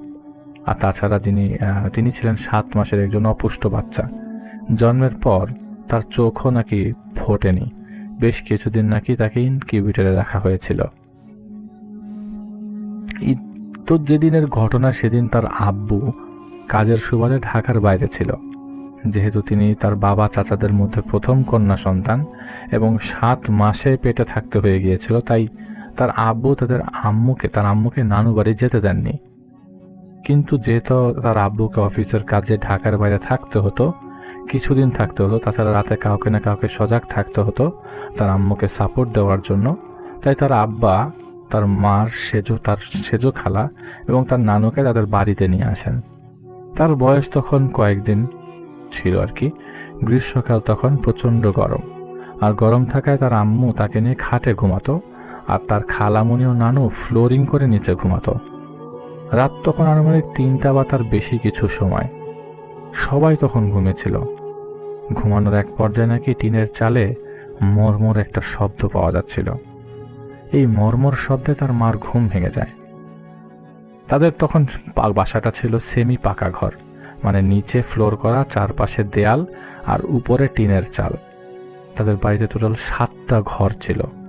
2তে তারা থাকতো আর 5টা রুম ভাড়া দেয়া ছিল। তো ঘুম ভাঙার পরপরই তার মার চোখ যায় চালের উপর। তার মা দেখতে পায় মাথার উপর আকাশটা দেখা যাচ্ছে, আর সেই সাথে সাথে তিনি দেখেন 2 হাতে 2টো চালে দুদিকে ফাঁক করে ধরে রেখেছে একটা অবয়ব। দেখে বোঝা যাচ্ছিল একটা পুরুষ আর একটা মহিলা। বারবার উকি দিচ্ছে। তার মা প্রচণ্ড ভয় পেয়ে যান এই দৃশ্য দেখে। তিনি এতটাই ভয় পান যে তিনি তার নানুর বা খালামণি কাউকে যে ডাকবেন সেই সাহসটুকু হারিয়ে ফেলেন। হঠাৎই তার কথা মনে পড়ে। তিনি তো তখন ছোট। তিনি সাথে সাথে মনে মনে আয়াতুল কুরসি পাঠ করে ফেলেন এবং তাকে কোলে নিয়ে কাপড় দিয়ে ভালো করে পেঁচিয়ে বুকের মাঝে শক্ত করে ধরে রাখেন। তো তিনি দেখেন এবার নাকি মহিলা অবয়বটা চালের সেই ফাঁকা অংশটা দিয়ে মাথা ঢুকিয়ে ঘরের চারপাশে তাকাচ্ছে, মনে হচ্ছে কিছু খুঁজছে। কিছুক্ষণ এভাবে যাওয়ার পর সেই মহিলা অবয়বটা ধীরে ধীরে দেয়াল বেয়ে নিচে নেমে আসে, খাটের উপর হাঁটু গেড়ে বসার পর 2টো লোমশ হাত বের করে দেয় এবং যেই তার আম্মার কোল থেকে তাকে নিতে যাবে তখন তার মা সজোরে একটা চিৎকার দেয়, আর চিৎকার দেওয়ার সাথে সাথে তার কানে ভেসে আসে আজানের শব্দ। এক লাফে অবয়বটা টিনের চালের উপর উঠে যায় আর নিমেষেই যেন উধাও হয়ে যায়। তার মা এবার খুবই জোরে যখন সাহস পেয়ে যায় তার নানু আর খালামণিকে ডাক দেয়। তখন তারা দুজনেই উঠে তাদের আম্মা সব বকাবকি করতে থাকে। তখন তার মার শরীর কাঁপছিল। তার খালামণি আর নানু তখন আম্মাকে শান্ত করে, দোয়া কালাম পড়ে এবং আম্মাকে ফু দেয়। সেদিনের পর থেকে তার মা এবং তার নানু তাকে চোখে চোখে রাখা শুরু করে। যাক, আলহামদুলিল্লাহ এভাবে বেশ কিছুদিন চলার পর আর কোনো সমস্যা হয়নি। এরই মধ্যে তার আব্বু বাসায় ফিরে আসেন এবং এসব ঘটনা শুনে তার আব্বু মসজিদের ইমাম সাহেব থেকে ভয়ের জন্য পানি পড়া নিয়ে আসে। এর বেশ কিছুদিন পর সবাই একটা ব্যাপার লক্ষ্য করে যে দিন দিন তিনি অসুস্থ হয়ে যাচ্ছেন, হঠাৎ করে তার জ্বর চলে আসতো। কোনো কথা নাই বার্তা নাই, জ্বর চলে এসছে। বমি করতেন, খেতে চাইতেন না, শুকিয়ে কালো হয়ে যাচ্ছিলেন। তার আব্বুর তার অবস্থা এমন ছিল যে ডাক্তার দেখিয়েও ওষুধ এনে দেয় আর কি। তার আম্মু ওষুধ ঠিকইভাবে খাওয়াচ্ছিল, কিন্তু তার অবস্থার কোনো পরিবর্তন হচ্ছিল না। তিনি দিন দিন নিস্তেজ হয়ে যাচ্ছিল। একটা সময় খাওয়া বন্ধ করে দেন এবং চোখও মেলতেন না, একদম নিথর হয়ে নাকি শুধু পড়ে থাকতেন। এদিকে তার আব্বু তার মা তার এই অবস্থা দেখে তার আম্মুর সাথে খুব রাগারাগি করে। ডাক্তার দেখায়, ডাক্তারকে বলে তিনি বলেন হয়তো বাচ্চাকে ঠিকমতো ওষুধ খাওয়ানো হচ্ছে না। আর তখন তার আব্বু ভাবে হয়তো তার মা তাকে ভুলে ওষুধ খাওয়ায় না বা ভুল ওষুধ খাওয়ায়। বাসায় এসে তার আব্বু বেশ রাগারাগি করে এবং নিজে সাথে থেকে ওষুধ খাওয়াতেন। কিন্তু তার বাবাও তিনি দেখলেন পরবর্তী সময়ে কাজ হচ্ছিল না। এরপর আবার ডাক্তার দেখানো হয়, কিন্তু তার অবস্থা আগের মতোই। তো এসব দেখে তাদের এক ভাড়াটিয়া আন্টি আর কি তার বাবাকে বলে যে আপনি মেয়েটাকে একটা কবিরাজ দেখান, দেখেন মেয়েটার অন্য সমস্যা থাকতে পারে। তো তার আব্বু অনেক রাগী মানুষ, সাফ না করে দেন। কিন্তু সেই আন্টি তার অবস্থা দেখে তার দাদিকে নিয়ে এসে অনুরোধ করে। তো অনুরোধের একটা পর্যায়ে তার বাবা রাজি হন। সেদিন বিকেলে সেই আন্টি তাকে নিয়ে তার আম্মুকে নিয়ে পাশের এলাকায় একজন কবিরাজের কাছে যান, যে জায়গাটা বর্তমানে জাতীয় নাক কান গলা ইনস্টিটিউট হিসেবে পরিচিত। সেখানে তখন ছোট্ট একটা রিক্সার গ্যারেজ ছিল। সেই গ্যারেজের মহাজন ছিলেন ওই কবিরাজ আঙ্কেল। তো সেখানে যাবার পর তিনি তাকে কোলে তুলে নেন এবং কোলে নিয়েই তার আম্মুকে বলেন যে মেয়েটার তো শেষ করে নিয়ে আসছেন আপনারা কি মানুষ? এটুকু বাচ্চাটা যার তার কাছে দিয়ে দেন কেমনে আপনারা? তো তার তাকে তার আম্মুর কোলে ফিরিয়ে দিয়ে বলেন যা নিয়ে যান আপনার বাচ্চা, আমি কিছু করতে পারবো না। তো একটু রাগ দেখালে তার আম্মা কান্না করে দেন, বলে দেখেন ভাই, আপনি তো আমার ভাইয়ের মতো, দয়া করে একটু দেখেন যদি কিছু করা যায়, আল্লাহর ওয়াস্তে আমাদেরকে একটু সাহায্য করেন, আমার একটাই মেয়ে। তো এইসব বলে রিকোয়েস্ট করেন, প্রচুর জোরে জবরদস্তি করেন। একটা পর্যায়ে তার অবস্থা আসলেই খারাপ ছিল। তো অনুরোধের এক পর্যায়ে সেই আঙ্কেল রাজি হন, সেই কবিরাজ আঙ্কেল।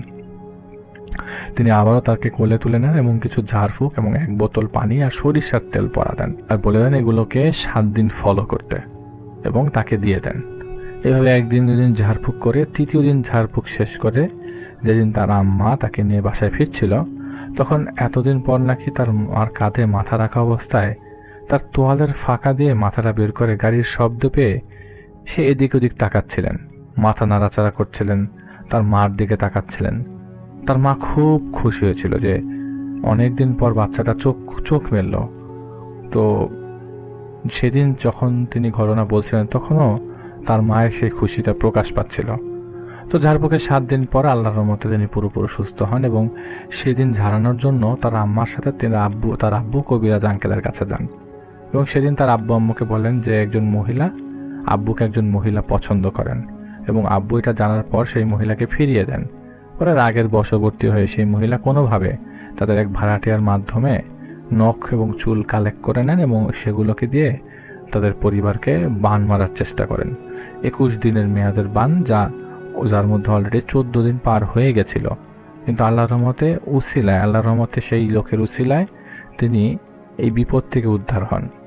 এটাই ছিল একটা 100% সত্য ঘটনা মার্জিয়া মেহজাবিন আপু পাঠিয়েছেন। আমরা ঘটনা এখানেই শেষ করছি না, আমরা আরেকটা ঘটনা আপনাদেরকে শোনাবো। ভোলার চর ফ্যাশন এলাকার একটি ঘটনা।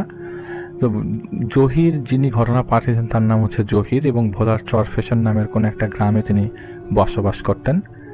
জহিরের পরিবার বলতে তার বাবা এবং বাবার দ্বিতীয় স্ত্রী অর্থাৎ তার সৎ মা পরিবার ভিতরে ছিলেন। জহির গ্রাম থেকে বেশ কিছুটা দূরে একটা বাজারে মিষ্টির দোকানে কাজ করতেন। বাজারটা বাসা থেকে বেশ দূরে এবং যেতে আসতে মাঝখানে অনেকটা পাকা রাস্তা, তারপর একটা বাঁশঝাড়, তার কিছুটা পরে একটা ছোট পুকুর, তারপর বেশ খানিকটা ফাঁকা মাঠের পর তাদের বাড়ি। তো বেশ ঘন জঙ্গল পার হয়ে যেতে হয় আর কি। জহিরদের বাজারে মিষ্টির দোকান একটা মিষ্টির দোকান হতে সেখানে বৃহস্পতিবারে প্রচণ্ড ভিড় থাকে, বেশ অর্ডার থাকতো। আর যেহেতু মিষ্টিগুলো শুক্রবার সকালে ডেলিভারি দিতে হতো, তাই প্রতি বৃহস্পতিবার জহিরদের বাড়ি ফিরতে বেশ রাত হতো। তো এমন এক বৃহস্পতিবার রাতে কাজ শেষ করে জহির বাড়ি ফিরছিল। হাঁটতে হাঁটতে জহির যখন পাকা রাস্তা শেষ করে বাঁশঝাড়ের কাছে আসে, তখনই জহির দেখতে পায় বাঁশঝাড়ের নিচে সাদা কাফনে মোড়ানো একটা বড় লাশ পড়ে আছে। লাশটা আনুমানিকভাবে বেশ বড়। বাঁশঝাড়ের রাস্তার বেশ প্রশস্ত থাকায় লাশটার মাথা দেখা যাচ্ছিল না। এতটাই বড় ছিল লাশটা, জহির ভয় পেয়ে যায়। তার হাত পা ঠান্ডার অবশ হয়ে আসে। তো ইতোমধ্যে লাশটা ধীরে ধীরে ওর সামনেই নড়তে শুরু করে। একসময় লাশটা উঠে দাঁড়ায় এবং কাফনের কাপড়টা মুখ থেকে সরে যায়। সরে বেশ খানিকটা নিচু হয়ে জহিরের মুখের কাছে চলে আসে। জহির দেখে সেই লাশটার মুখ একেবারে গলা পর্যন্ত পচে গিয়ে গলে গলে পড়ছে, যেমনটা মোম গলে গলে পড়ে ঠিক সেরকম। চোখের কোটর দুটো একদম ফাঁকা, কিচ্ছু নেই। সেখানে দুটো গর্ত ছাড়া আর কিছুটাই দেখা যাচ্ছিল না। আর এতটাই বাজে গন্ধ আসছিল যে ভয় আর গন্ধে জহিরের দম বন্ধ হয়ে যাওয়ার মতো অবস্থা। অনেক চেষ্টা করেও দোয়া পড়তে পারছিল না জহির। এদিকে লাশটা শুধুই হেসে যাচ্ছিল, কিছু বলছিল না। এভাবে কতক্ষণ সময় পার হয়েছে জহির জানতেন না। হঠাৎ জহির দেখতে পায় একজন খুব সুদর্শন, মিষ্টি, নুরানি চেহারার মানুষ জহিরের ডান পাশে এসে দাঁড়িয়েছে। তাকে দেখেই সেই লাশটা এক ঝটকায় অনেক দূরে ছিটকে পড়ল। জহির শুধু একবার আল্লাহ বলে চিৎকার দিতে পেরেছে, তারপরে জহিরের আর কিছু মনে নেই। 3 দিন পর জহিরের প্রপার জ্ঞান ফিরে। জানতে পারে সেদিন ভোরবেলা নাকি একদল মাছ বিক্রেতা মাছ কেনার জন্য বাজারের দিকে যাওয়ার সময় জহিরকে পুকুর পাড়ে অজ্ঞান অবস্থায় পায় এবং তারা ধরাধরি করে পরে বাড়ি পৌঁছে দেয়। যেহেতু জহির এই গ্রামের ছেলে, আর তাছাড়া ভালো এবং ভদ্র ছেলে হিসেবে সবাই জানে, তাই সবাই ওকে ভালোও জানে এবং সুনামও আছে। তাই ভেবেছিল রাত বিরাতে হয়তো খারাপ কিছু দেখে ফেলেছে। খুবই স্বাভাবিক, ভয় পেতে পারে। তাই জহিরের বাবা এলাকার ইমাম সাহেব দিয়ে জহিরকে ঝাড়ফুঁক করান। মোটামুটি কয়েকদিন জহিরের আর কোনো সমস্যা হয় না।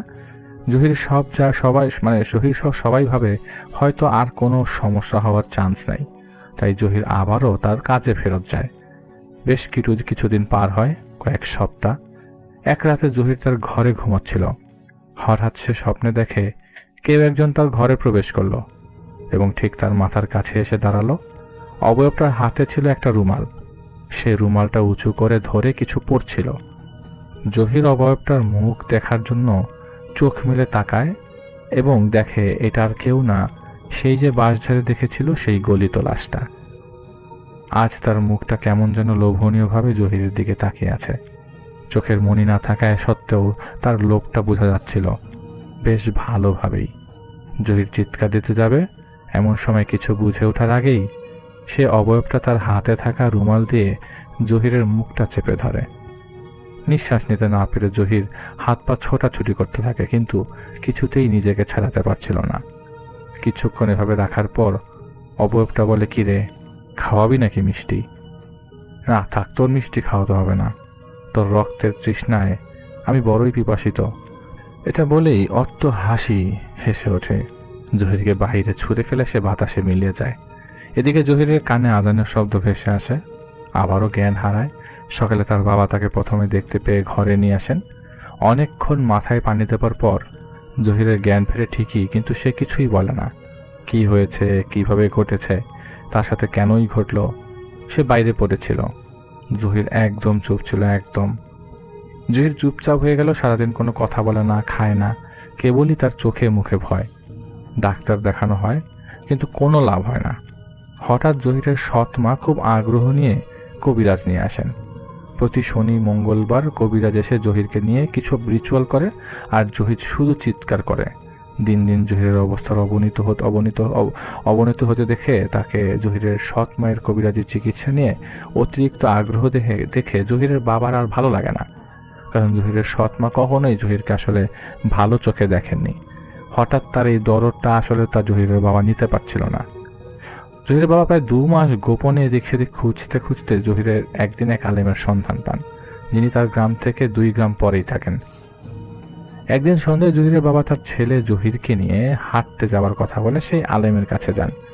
যখন তারা ওই আলেমের বাড়িতে পৌঁছান, তখন আলেম সাহেবকে দেখেই 2 মাস পর জহির প্রথম কথা বলে।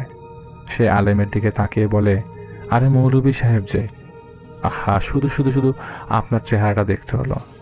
আর তার বাবার দিকে তাকিয়ে বলে, জয়নাল মিয়া। তুই কাজটা ভালো করলি না, শুধু শুধু মৌলবীরে ঝামেলায় জড়াইলি। মৌলবী সাহেব যা শোনেন আপনি এসব থেকে দূরে থাকেন। কী লাভ অল্প স্বল্প পয়সার জন্য সন্তান হারা হবার। আলেম ধমক দিয়ে বলে, এই বেটা তুই চুপ থাক, আর বল কেন এই ছেলের পেছনে লেগেছিস, কোন ক্ষতি করেছিস সে তোর। তখন জহিরের ভেতরে থাকা যে তাকে আটকে রেখেছে তার ভেতরে ঢুকেছিল, আবার বলে ওঠে, তুই কি আমাকে ডেকেছিস? আমি নিজেই তোর জন্য আসলাম আর তুই আমাকে সম্মান না করে ঝাড়িয়ে দিচ্ছিস। আচ্ছা থাক, তোর ছোট বাচ্চাটার নরম কলিজাটা আমার বেশ ভালো লেগেছে, তাই তোকে আর রাগ দেখালাম না। ওইদিকে হুজুরের রাগে ফেটে পড়ছিলেন, তবুও দাঁতে দাঁত চেপে শুনছিলেন সব। জহির আবার বলল, শোন মৌলবী, এই যে ছেলেটার উপর আমার কোনো রাগ ছিল না, কিন্তু তোরা মানুষরা তো নিকৃষ্ট। শোন, জয়নাল মিয়ার বউ এই ছেলেকে মারার জন্য অমুক কবিরের কাছে যায়, আর সেই কবিরাজকে দিয়ে আমাকে মন খুশি করা ভোগ দেয়, যার মধ্যে এই ছেলেটাও আছে।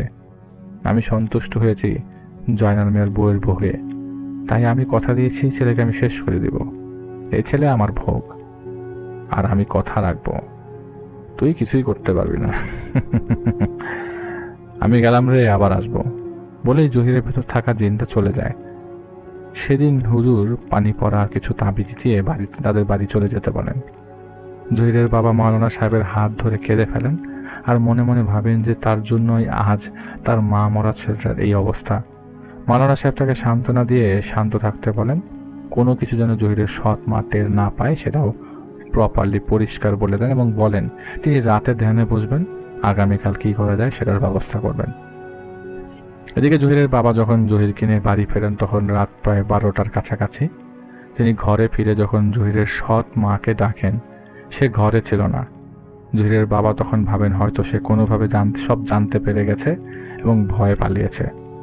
জহিরের অবস্থা খুব করুণ, এবং ছেলেটা একা একা হাঁটতে চলতে পারছিল না, এতটুকু শক্তি ছিল না। জয়নাল মিয়া ছেলেকে ঘুম পাড়িয়ে দিয়ে চিন্তা করতে থাকে আগামীকাল কি হবে, কি জানতে পারবে। সেসব ভাবতে ভাবতে একসময় তার তন্দ্রা লেগে আসে। ভোরবেলা গ্রামের লোকজন এসে জয়নাল মিয়াকে ডাকতে থাকেন। জয়নাল মিয়া হকচকিয়ে ওঠেন এবং বাহিরে বের হয়। তারপর গ্রামের মানুষ বলে, ভোরবেলা সেই পুকুর মালিক অজু করতে যায় ও পুকুর পাড়ে যান, গিয়ে দেখেন একটা মহিলা উপুর করা অবস্থায় পুকুরে গেঁথে দেওয়া। পরে আরও কয়েকজনকে দিয়ে ডাকলে তারা এসে কাপড় দেখে বলেন এটা জয়নাল মিয়ার স্ত্রী। জয়নাল মিয়া মানুষজনের সাথে সেখানে যান, গিয়ে দেখেন আসলেই তার স্ত্রীকে কেউ মাথা নিচে দিয়ে একদম বুক পর্যন্ত গেঁথে গেছে। পুলিশকে জানানো হয়, তারা এসে লাশ নিয়ে যায়, কিন্তু কোনো সলিউশন বুঝতে পারে না যেটা সলিউশন বের করবে কিভাবে। তবে যখন লাশটা কাদা থেকে বের করা হয় তখন দেখা যায় লাশের মুখের ভেতর একটা পুটলি ঢুকিয়ে দেয়া, আর দুই গালে অসম্ভব বড় দুটি হাতের ছাপ ছিল, যেমন কাউকে থাপ্পড় দিলে দাগ পড়ে যায় ঠিক সেরকম। পুলিশ সেই পুটলিটা ফেলে গিয়েছিল, কেন ফেলে গিয়েছিল তারও কোনো কারণ জানা যায়নি। যাই হোক, সেদিন বিকেলে আলেম সাহেব নিজেই জহিরদের বাড়িতে আসেন এবং তিনি এসে বলেন যে জহিরের সাথে খুব খারাপ কিছু করা হয়ে গেছে, তাছাড়া এমন বাজেভাবে ছেলেটাকে কালো জাদু করা হয়েছে যে এখন জহিরকে বাঁচানো মুশকিল, আর জহির যে পর্যায়ে আছে সেখান থেকে তিনি কিছু করতে পারবেন না। এই কথা শুনে জহিরের বাবা কান্নায় ভেঙে পড়েন এবং আলেম সাহেবকে পুটলির কথা বলেন। আলেম সাহেব পুটলিটা হাতে নিয়ে কিছুক্ষণ তদবির করার পর পুটলিটা খোলেন এবং দেখেন পুটলির ভেতর একটা রুমাল, যার 4টা কোনাই কাটা, তার ভেতর কিছু মাটি, নখ, চুল, কিছু শুকনো মাংস, তবে কিসের মাংস তিনি বলেননি, এবং একটা তাবিজ যা ছিল সম্পূর্ণ রক্তে ভেজা। আশ্চর্যের বিষয় হলো এতটা সময় কাদা মাটি পানির নিচে থাকার পরও খোলার পর পুটলিটার ভেতরে কিছুতে 1 ফোঁটা পানিতে ভেজানি, আর কাদা মাটি ছিটে ফোঁটাও লাগেনি, সেগুলো 1 ফোঁটাও কাদা মাটি লাগেনি সেগুলোর গায়ে। তো কবিরাজ জহিরকে ঝাড়ফুঁক করে সেদিন পুটলিটা নিয়ে চলে যান। 2 দিন পর হঠাৎ জহিরকে খুঁজে পাওয়া যাচ্ছিল না। সারাদিন খোঁজার পর না পেয়ে সবাই যখন বাড়ি ফিরছিল তখন সেই বাঁশঝাড়ের ভেতর পাওয়া যায় জহিরের ক্ষতবিক্ষত লাশ দেখে মনে হয়েছিল যে কোনো হিংস্র প্রাণী খুবলে নিয়ে খেয়েছে। জহিরের কলিজাটার চোখ উপড়ে ফেলা হয়েছে, বুকের পাঁজরটা থেতলে দেওয়া ছিল, শরীরের বিভিন্ন স্থানে বড় বড় আঁচড়ের দাগ, আঁচড়ে উঠে যাওয়া চামড়া, মাছি ভনভন করছিল সেইটির উপরে। এসব দেখে জহিরের বাবা পাগল প্রায় অবস্থা। পুলিশ এসে জহিরের লাশ নিয়ে যায়। পোস্টমর্টেম শেষ করে 2 দিন পর লাশ ফেরত দিয়ে যায়। লাশ দাফন সম্পন্ন করা হয়। এরপর থেকে অনেকেই জহিরকে দেখতে পেত বাড়ির আশেপাশে, কখনো কান্নারত অবস্থায়। পরে আলেম সাহেবের মাধ্যমে জানা যায় জহিরকে সেই জিনি মেরে ফেলেছে, যাকে তার সৎ মা কবিরাজ দ্বারা জহিরের উপর চালান করেছিল। আর জহির যখন মিষ্টির দোকানে কাজ করত, তখন এক বুজুর্গ জিন সেই দোকানে মিষ্টি কিনতে আসতেন এবং জহিরের আচরণ তাকে বেশ পছন্দ করতেন। জহির যেদিন প্রথম বাঁশঝাড়ে লাশ দেখেছিল, সেদিনই জহিরকে মেরে ফেলতো এই শয়তান। কিন্তু ওই বুজুর্গ জিনটার কারণে আসলে মারতে পারে নাই। তিনি অনেক দিন দূরে থাকার কারণে জহিরের খোঁজ নিতে পারেননি। যখন খোঁজ নিতে আসেন, তিনি বুঝতে পারেন জহিরের উপর আরো ভয়ঙ্কর কালো জাদু করা হয়ে গেছে, করেছে তার সৎ মা। তাই তিনি রাগে ক্ষোভে জহিরের সৎ মাকে মেরে ফেলেন এবং সেই জাদু করা পুটলিটা তুলে ফেলেন নষ্ট করার জন্য। কিন্তু নষ্ট করার পর তিনি বুঝতে পারেন জহির ততদিনের ভেতর থেকে শেষ হয়ে গেছে, তাকে আর কিছু করা সম্ভব না। তো এটাই ছিল জহিরের পরিণতি, এবং মার্জিয়া মেহজাবিন আপুকে তার ঘটনার জন্য অনেক অনেক ধন্যবাদ।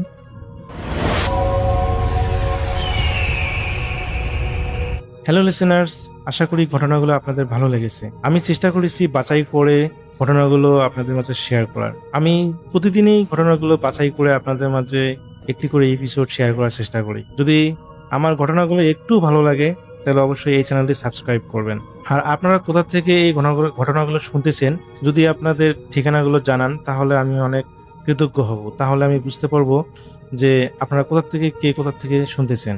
এছাড়াও আপনাদের মাঝে যদি কোনো ঘটনা থেকে থাকে তাহলে অবশ্যই আমাদের ইমেলে দেওয়া ঠিকানায় ঘটনাটা পাঠাবেন। তাহলে নেক্সট এপিসোডে আপনার সেই ঘটনাটা আমরা রাসেল ভাইয়ের মাধ্যমে অথবা আমরা নিজেরা পড়ে শোনাবো।